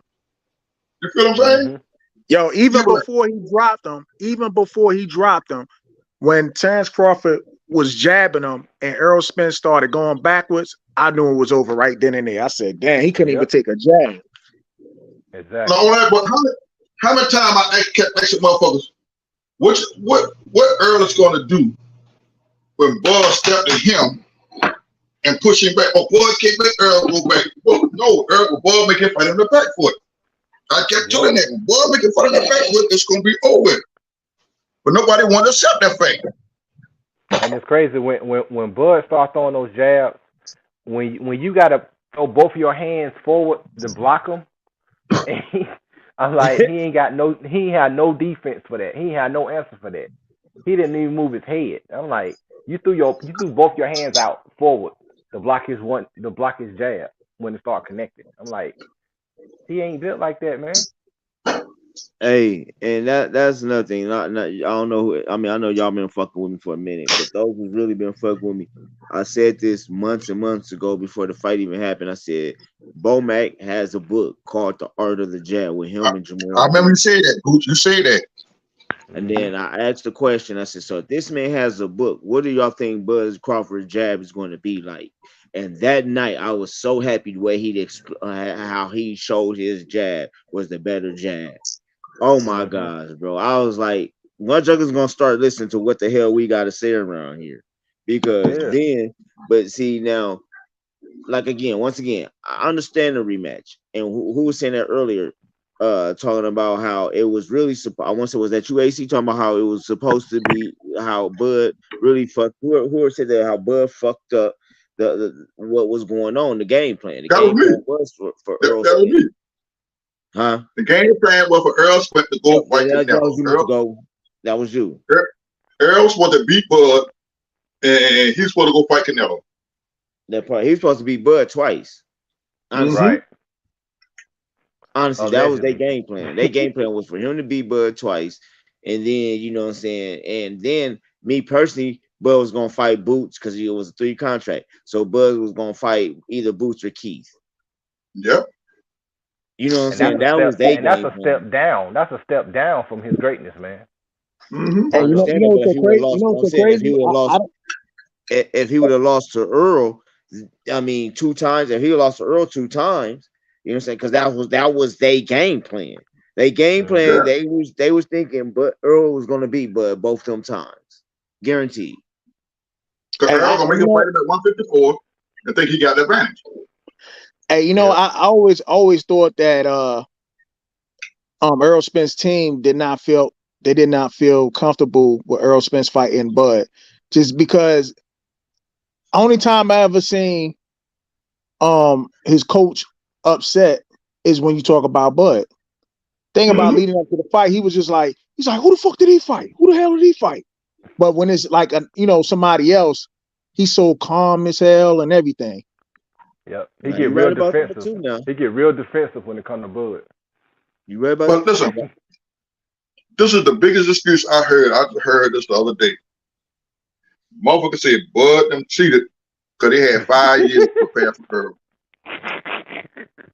What they That's said? He funny, said Bud boy. cheated because of what? They said Bud and Bomac them cheated because they studied Earl for 5 years. They had 5 years to study Earl. And that's how they beat Earl. What in the hell? So okay, Bomac told you after the second press conference, you take his jab away, what can he do? And that's what happened. So were they not studying Terence Crawford for 5 years? Like, I don't get it. No, they wasn't, and that's what they You mad remember, about. So y'all can't be mad at Terrence. Y'all need to be mad at Derrick James. Bomac came out and said we had 5 years to study this mother. We were prepared for the fight 5 years ago. They studied Earl, his do's and his don'ts, his mistakes. That's why they was able to capitalize on that shit for 5 motherfucking years. Okay. That's why when Bud met up with him at the Motor Sugar fight, Bud already told him what I'm going to do to you. Because they already got the game planned down on him. Okay, y'all remember I did tell y'all that too, right after the Bud send off what Bomac told y'all. Bomac told us. Bomac told me, Cam, and Coach Malachi. He was like, bro, I'm gonna let y'all know we ain't trying to give it to the judges. Exactly. He said, man, we've been on this motherfucker for years. I said this. I basically told motherfuckers we all said it because if that fight was any close and it went to the judges, they was gonna rob Bud. We're gonna rob him. Yep. But he did it so fast. But then again, how he did it, even if they would have went, if Earl would have lasted to the 12 rounds, the way Bud beat that boy up, they couldn't cheat him. He had to do. Listen, he had to that's do what they try to do. That's what they try to do with Canelo and Bivol. The first Bivol beat the shit out of Canelo. Had the first 4 rounds to give to Canelo. Be bullshit. That was bullshit. That was bullshit. Yep. That was bullshit. And didn't they study Boots as well? Haven't they studied Boots as well? Yeah. Oh man. They know how to beat Boots too. Oh man. Y'all want okay, with the thing with Boots is once again, Boots is a great I ain't gonna say great. He's a nice switch hitter. He does, but he's not on that switch hit caliber yet. Level. Right. He's not on that level. He's not. He's not, man. He's he's a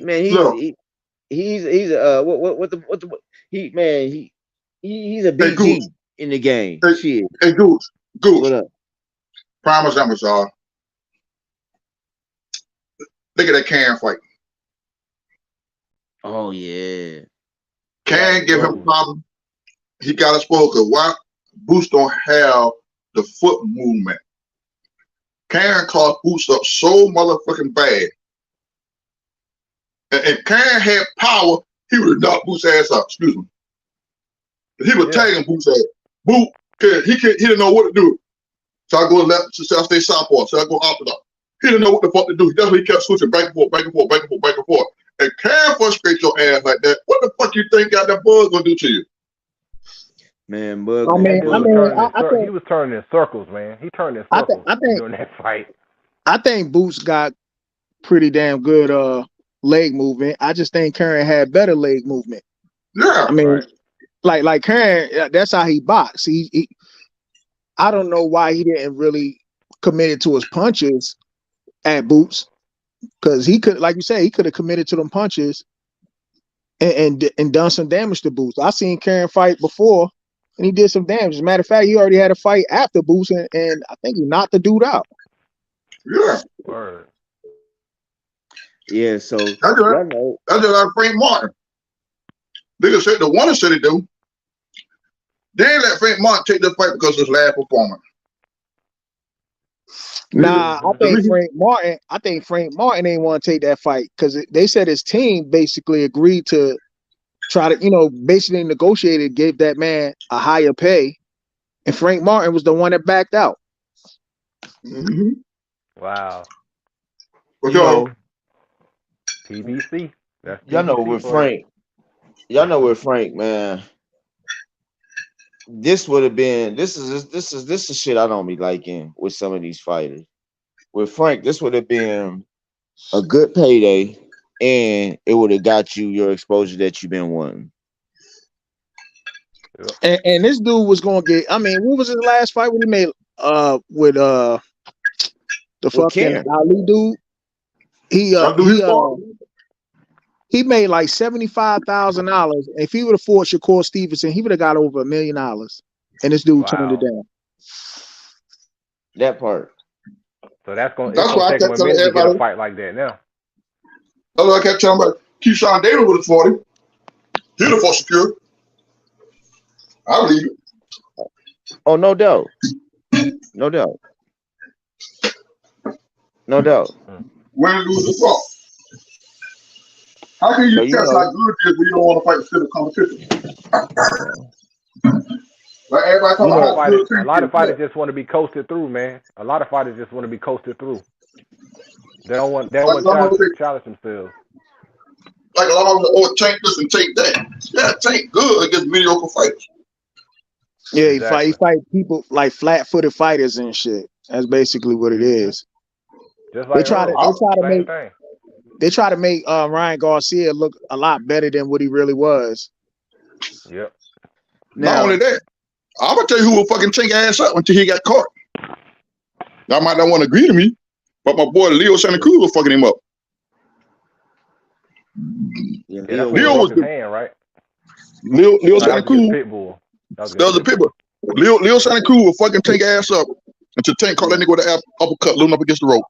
I tell you, who was piecing Tank up was that fucking Pedraza dude, man. Pedraza was piecing his ass up. Shit, Barrios was piecing his ass up. Barrios was piecing him up too, man. I ain't gonna lie, man. I swear to God, I thought Barrios took a dive in that fight, man. Come on, man. He just went down like it seemed like it was a little bit more acting to it. You know what I'm saying? I'm not saying Tank ain't hurt him, but I mean, come on. It's like, come on, Barrios. Could have did better, did a better acting job, I guess. I feel you. I tell you who else who hurt Tank ass though. Y'all take it as your mother, like as you wanna. But like mother, that crazy, that retarded motherfucker he fought. You know who I'm talking about? Who? Rolly hurt him. Yeah, Rolly hurt that nigga ass. Yeah, but it was only a matter of time before Tank got his ass out of there, though. Yeah. I mean, I don't get me wrong. Like Tank got skills. I ain't even front. He got major skills. But I just need to see him in there with somebody that's gonna push him, like a Pedraza did. That's gonna test him. You need to test his skill set. Hey, can I ask you a question? Let's come off from Boston. Any y'all ever seen that little black little girl, man? What her name is? Radamina Demon, whoever she is. That Olympic girl. She's spelling it Fatima Diame. You ever seen that little girl, man? Yeah. I know what you're talking about. Yeah, she fine as hell. You talking about the long jumper? Yes, sir. Yeah, Dude, you ain't never seen that girl? I ain't seen her yet. I'm about to look her up. Yeah. Boy. He talking about Fatima Diame. Yeah, Fatima. Oh yeah. Yeah, that motherfucker right there. She's 25, got no kids. And she's single. Back ain't going for her. Oh shit. Backhand king. Yeah, she fine as hell. That girl, that is off the chain. Hey that man. booty be popping. Man, I'm gonna let y'all know, man. My battery going low. I'm on my phone. I ain't on my computer, y'all. So I'm down to like 15. Yeah, I'm going down. I'm down to like 15%. So we're gonna go at closing thoughts right here, Bo. You just came in. I mean, Joe Cool, you just came in, man. So okay. What's the word? All right. I like to say salute Hello? to everybody. Yeah, can you hear me? Go ahead. Oh, okay. Yeah, just salute to everybody. Team Crawford all day. Stand up. Give that man his respect. And one love to everybody. Man, one love. Bo. Yeah, man. Thanks for having me on, man. We already know when it comes to the PBC they, when they want to duck, they just become politicians. You know what I'm saying? That's what they do, man. I just guess they call it politicking instead of ducking. But anyway, like I said, man, good chopping it up with y'all guys, man. I'll catch you on the next one. One love, one love. AC the chef, what's up, man? Testify.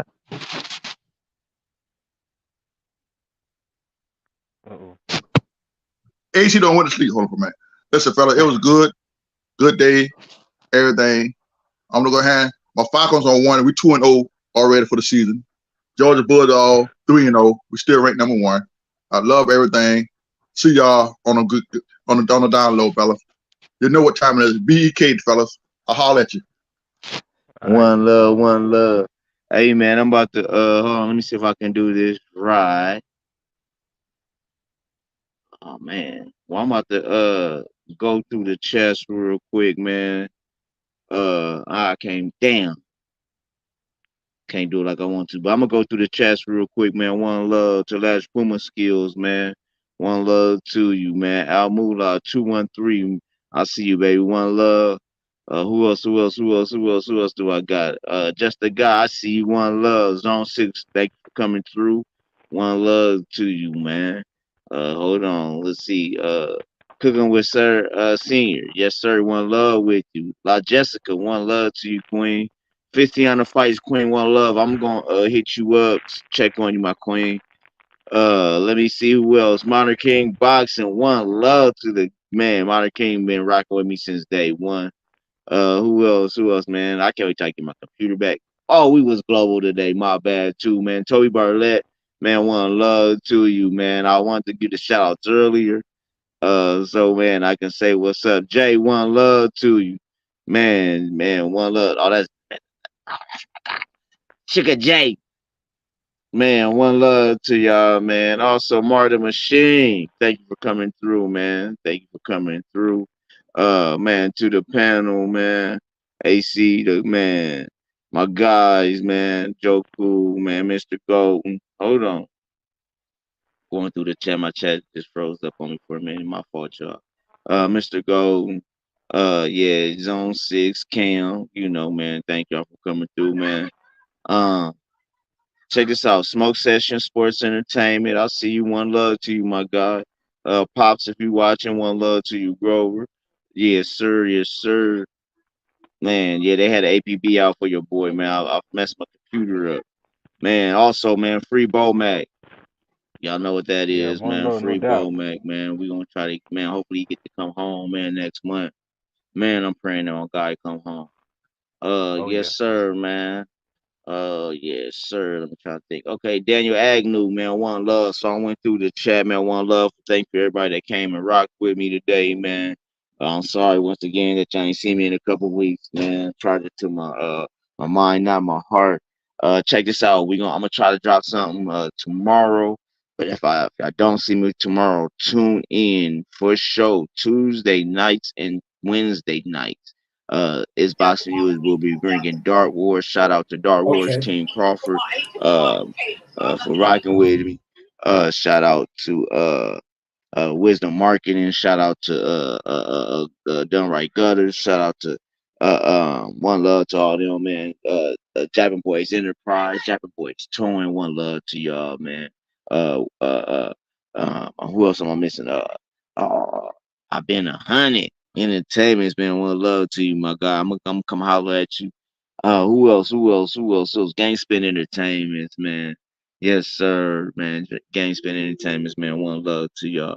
So yeah, man, come catch us out this week, man. Y'all see us, man. Just like I said, if you don't catch me tomorrow, tune in Tuesday and Wednesdays for sure. It's a for sure thing with us. Yeah, man. So let me see if I can do this right, man. I ain't heard my song in a minute. Oh man. It's the goose to you.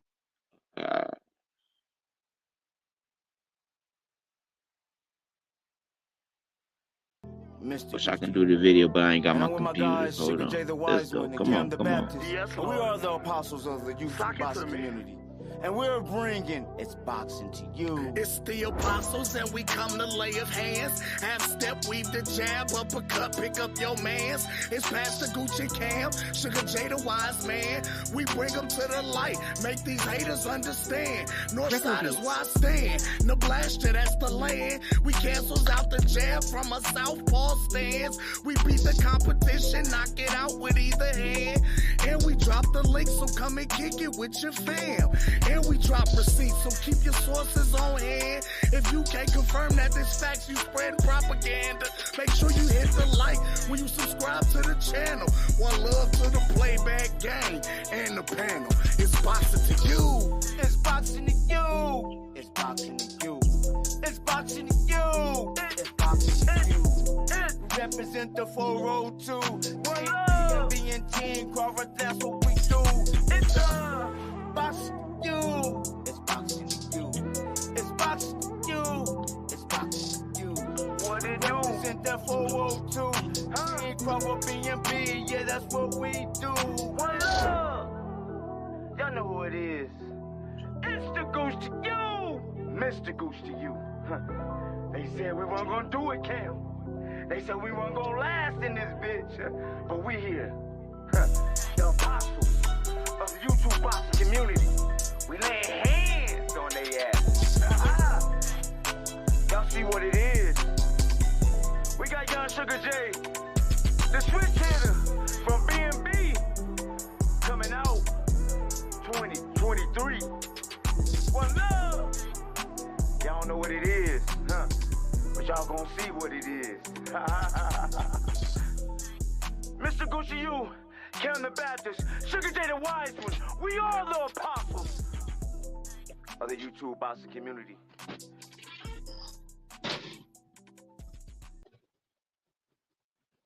Man, one love, one love, one love. Everybody have a blessed day. It's the Goose to you, Mr. Goose to you. And I was with my guys, Sugar J, the Wise One, Cam the Baptist, and we just brought y'all It's Boxing to You. Peace.